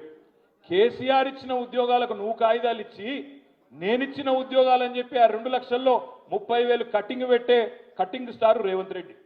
అందుకే ఆయనకు బుద్ధి చెప్పాలంటే, రేపు గల్లాబట్టి అడగాలంటే, ఏమైనా ఈ 2 లక్షల ఉద్యోగాలు, ఏమైనా నువ్వు చెప్పిన నోటిఫికేషన్లు అని శాసన మండలిలో నిలదీయాలంటే అక్కడికి పోవాలి ఏనుగుల రాకేష్ రెడ్డి. అక్కడ గల్లాబట్టి అడిగే సత్తా ఉన్న నాయకుడు ఉండాలి. అదేవిధంగా మీకే కదా చెప్పింది, నేను ఎంట్రన్స్ ఫీజు పెట్టా, ఎగ్జామ్ పెడితే ఫీజు పెట్టా అన్నాడు. కేసీఆర్ ఉన్నప్పుడు టెట్ అయింది. టెట్ రాసిన వాళ్ళు ఉన్నారు ఎవరన్నా? అప్పుడు ఎంత ఉండే ఫీజు? ఇప్పుడు ఎంత అయింది? 2,000 అయింది. తమ్మి నీకు ఏమైనా డిస్కౌంట్ ఇచ్చిండేమో. 2000 అయింది. అప్పుడేమో 400 ఉంటేనేమో లొల్లి పెట్టిండు ఈ 420 గాడు. మళ్ళీ ఇప్పుడేమో 2000 చేసిండు, ఫ్రీగా పెడతా అన్నాడు, 2000 చేసిండు. ఇప్పుడేమో పెద్ద పెద్ద మాటలు మాట్లాడుతున్నాడు. ఇదే ముఖ్యమంత్రి ఏం చెప్పిండు మీకు? జాబ్ క్యాలెండర్ ఇస్తా అన్నాడు. మరి ఎడవాయ జాబ్ క్యాలెండర్? ఆయన జాబ్ గురించే ఫికర్ ఎక్కున్నది ఇప్పుడు ఆయన. పార్లమెంట్ ఎలక్షన్ తర్వాత బీజేపీలకు పోదునా, ఎటు పోదు నేను, ఆ చక్కర్లో ఉన్నాడు ఇప్పుడు. దయచేసి అందుకే నేను మిమ్మల్ని అడిగేది, రైతులకు మోసం చేసిండు, గ్రాడ్యుయేట్లకు మోసం చేసిండు. మా ఆడబిడ్డలు ఇక్కడ ఉన్నారు, బస్సు ఫ్రీ అన్నాడు. ఇక బస్సు ఎంత అందంగా ఉందో మీకు తెలుసు. అక్కడనేమో ఆడపిల్లలు కొట్లాడుకుంటున్నారు సీట్ల కోసం, ఇటు పోతే మొగోళ్ళు తిట్టుకుంటున్నారు. నేను టికెట్ కొని నాకు సీట్లు లేకపోయి నిలబడాలని మొగోళ్ళు తిట్టుకుంటున్నారు. ఆడపిల్లలేమో ఎందుకు ఎక్కుతీవరా నాయన ఇది, ఇలా మాకు సీటు దొరుకుతలేదని వాళ్ళు. అదొక్కటి తప్ప 6 గ్యారంటీల్లో ఇంకొకటన్నా అమలైందా? కానీ ముఖ్యమంత్రి తెంపరితనం చూడండి, ఆయన ధైర్యం చూడండి. ఆయన చెప్తున్నాడు ఎక్కడ పడితే అక్కడ 6 గ్యారంటీల్లో 5 అమలైపోయినాయి పో అంటుండు. ఇది ఎక్కడ విచిత్రం? మా ఆడబిడ్డలకు చెప్పిండు నెలకు 2500 పడ్డాయి కదా వరంగల్ అందరికీ. మీ పచ్చి అవదని చెప్తున్నారు మీరు. అరే ఆడ ప్రియాంక గాంధీ చెప్తుంది ఉత్తరప్రదేశ్లో 2500 వేస్తూనే ఉన్నాం తెలంగాణలో. రాహుల్ గాంధీ ఆదిలాబాద్లో చెప్తున్నాడు 2500 పథకం చాలు అయిపోయింది, మహాలక్ష్మి ఆడపిల్లలందరూ కోటీశ్వరులు అయిపోయింది తెలంగాణలో అని చెప్తున్నాడు. మరి మీరే నాకు అవద్దని చెప్తున్నారు. అంటే ఇంత పచ్చి అబద్ధాలంటే రేవంత్ రెడ్డి గారిది, కాంగ్రెస్ పార్టీది. మరి వీళ్ళని అడిగేటోడు ఉండాలనా వద్దా? అడగాల కదా మనం, అడగాలనా లేదా? మరి అడగాలంటే తీన్మార్ మల్లనతో అవుతుందా? ఆయన అడుగుతాను ఉండనిస్తారా? తన్నెలగొట్టరా? కాంగ్రెస్ పార్టీలో ఉండి అడిగిండి అనుకో ముఖ్యమంత్రిని, మెడలు బట్టి నువ్వు పారేయరు బయటికి. గందుకే ఎందుకు ఉండాలి అంటే ఈ సందర్భంలో అక్కడ ఉండాల్సింది అధికార స్వరాలు కాదు, అక్కడ ఉండాల్సింది ధిక్కార స్వరాలు. మీ ఓరుగల్లు అవతల గుండె జల్లు అనిపించేటట్టు మాట్లాడే రాకేష్ రెడ్డి రేపు శాసన మండలిలో ఉండాలి. ఇంకొక మాట కూడా నేను కోరుతా ఉన్నా, వినయ్ భాస్కర్ గారికి, హన్మకొండ బీఆర్ఎస్ నాయకులందరినీ కూడా నేను కోరుతా ఉన్నా. మరి నేను కోరుతా ఉన్నా, ఇవాళ వినయ్ అన్న ఇక్కడ ఎమ్మెల్యేగా లేడు, కాంగ్రెస్ ఆయన ఎమ్మెల్యేగా ఉన్నాడు. రేపు మీరు రాకేష్ని గెలిపిస్తే కనీసం మీకు కొంత ఆసరా ఉంటుంది. రేపు మీకు ఇక్కడ పోయినాక ఒక అధికారిని కలవాలన్నా ఇంకోటైనా దేనికైనా కూడా ఒక అండ ఉంటుంది. ఒక తమ్ముడు వినయన్న చిన్న తమ్ముడులాగా తమ్ముడు కూడా మీతో పాటు బ్రహ్మాండంగా పనిచేస్తారు. ఇప్పుడే గౌరవనీయులు ఇదివరకు సిబిఐ జాయింట్ డైరెక్టర్గా పనిచేసిన జేడి లక్ష్మీనారాయణ గారు, ఇక్కడ స్క్రీన్ ఉంటే బాగుండేది, ఆయన ఇప్పుడే ఒక మెసేజ్ ఆయన ట్విట్టర్లో పెట్టిండు. పట్టభద్రులారా ప్రతిభకు పట్టం కట్టండి. ఒక్క నిమిషం ప్లే చేసి వినిపిస్తాను మీకు. ఒక వ్యాపారంలో ఒక వ్యక్తి నష్టపోతే ఆ వ్యాపారి నష్టపోవచ్చు, లేకుంటే కొంతమంది నష్టపోవచ్చు. ఒక వ్యక్తి ఆరోగ్యం చెడిపోతే ఆ వ్యక్తి నష్టపోతారు. కానీ రాజకీయాల్లోకి మోసగాళ్లు, స్వార్థపరులు, అవినీతితో కూడిన వాళ్ళు వస్తే మొత్తం సమాజమే నష్టమవుతుంది. అందువల్ల మనకు కావాల్సింది సమాజం కోసం నిలబడి పనిచేసే నాయకులు, అది కూడా యువతరం చాలా ముఖ్యం. ఉమ్మడి ఖమ్మం, వరంగల్, నల్గొండ జిల్లాలో పట్టభద్రుల అభ్యర్థిగా గ్రాడ్యుయేట్ కాన్స్టిట్యున్సీలో నా మిత్రుడు సుపరిచితుడు శ్రీ ఏనుగుల రాకేష్ రెడ్డి అభ్యర్థిగా పోటీ చేస్తారు. సామాన్య రైతు కుటుంబంలో పుట్టి ఆ తర్వాత ఇప్పుడు మీరు ఇంతకుముందు ఒక ఐపీఎస్ ఆఫీసర్ని విన్నారు. ఆయన అడిషనల్ డైరెక్టర్ జనరల్ ఆఫ్ పోలీస్గా వాలంటీర్ రిటైర్మెంట్ తీసుకొని బయటకు వచ్చి వారు స్పష్టంగా చెప్పిండ్రు. ఏమని చెప్పిండ్రు? లంగాలకు దొంగలకు స్థానం ఇవ్వకండి దయచేసి. మేము పోలీస్ డిపార్ట్మెంట్ ఉండగా కొంత క్లీన్ చేసిన, అందుకే నాకు మీ ఇలాకా అంతా మొత్తం తెలుసు. మొగిలిచెర్ల నుంచి ఎడిట్కి చెప్తామన్నా అన్ని పేర్లు చెప్పిండు. బాలసముద్రం, మొగిలిచెర్ల, కాజీపేట, వడ్డేపల్లి అన్నీ చెప్పిండు. మరి ఇప్పుడు ఇంకో పెద్ద ఆయన చెప్తున్నాడు.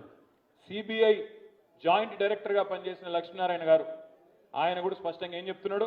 రాకేష్ రెడ్డి లాంటి విద్యావంతుడికి అవకాశం ఇవ్వండి అని ఆయన కూడా అప్పీల్ చేస్తున్నాడు. ఇంతమంది విద్యావంతులు కూడా ఆయన ఎండార్స్ చేస్తున్నారంటే తప్పకుండా మనం కూడా ఆలోచించవలసిన అవసరం ఉంది. మీ అందరితో ప్రార్థన ఒకటే, మొదటిసారి ఓటేస్తున్న వాళ్ళు ఎంతమంది ఉన్నారు ఇక్కడ? ఫస్ట్ టైం ఎన్రోల్ అయిన వాళ్ళు మీరు ముఖ్యంగా దయచేసి జాగ్రత్తగా వినాలా. ఈ ఎలక్షన్లో సింబల్ ఉండదు, ఈ ఎన్నికల్లో సింబల్ ఉండదు. ఈ ఎన్నికల్లో కేవలం పేర్లు ఉంటాయి, పేరు పక్కన బాక్స్ ఉంటుంది.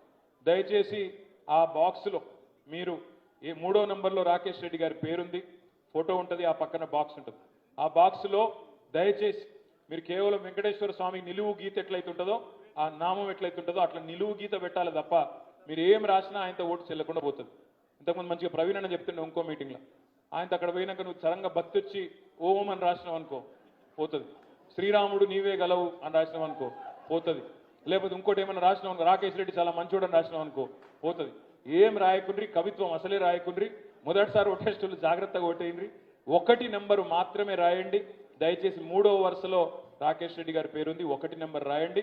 తప్పకుండా రాకేష్ని గెలిపించండి. ఇంకొక 3 రోజులే టైం ఉంది కాబట్టి మీ అందరితో ప్రార్థన. ఇక్కడ 50,000 ఓట్లు 63,000 ఓట్లు ఉన్నాయి వరంగల్ కార్పొరేషన్ పరిధిలో. మీ ఫ్రెండ్స్ ఉంటారు, మీ ఫ్యామిలీ మెంబర్స్ ఉంటారు, మీ రిలేటివ్స్ ఉంటారు. దయచేసి ఒక్క ఫోన్ కాల్ చేయండి, ఒక్క మెసేజ్ ఇవ్వండి. మంచి వాళ్ళకి, చదువుకున్న వాళ్ళకి, ఒక రైతు బిడ్డకి, ఒక గోల్డ్ మెడలిస్ట్కి ఎమ్మెల్సీగా మీ ప్రతినిధిగా శాసన మండలికి పంపండి. జై తెలంగాణ.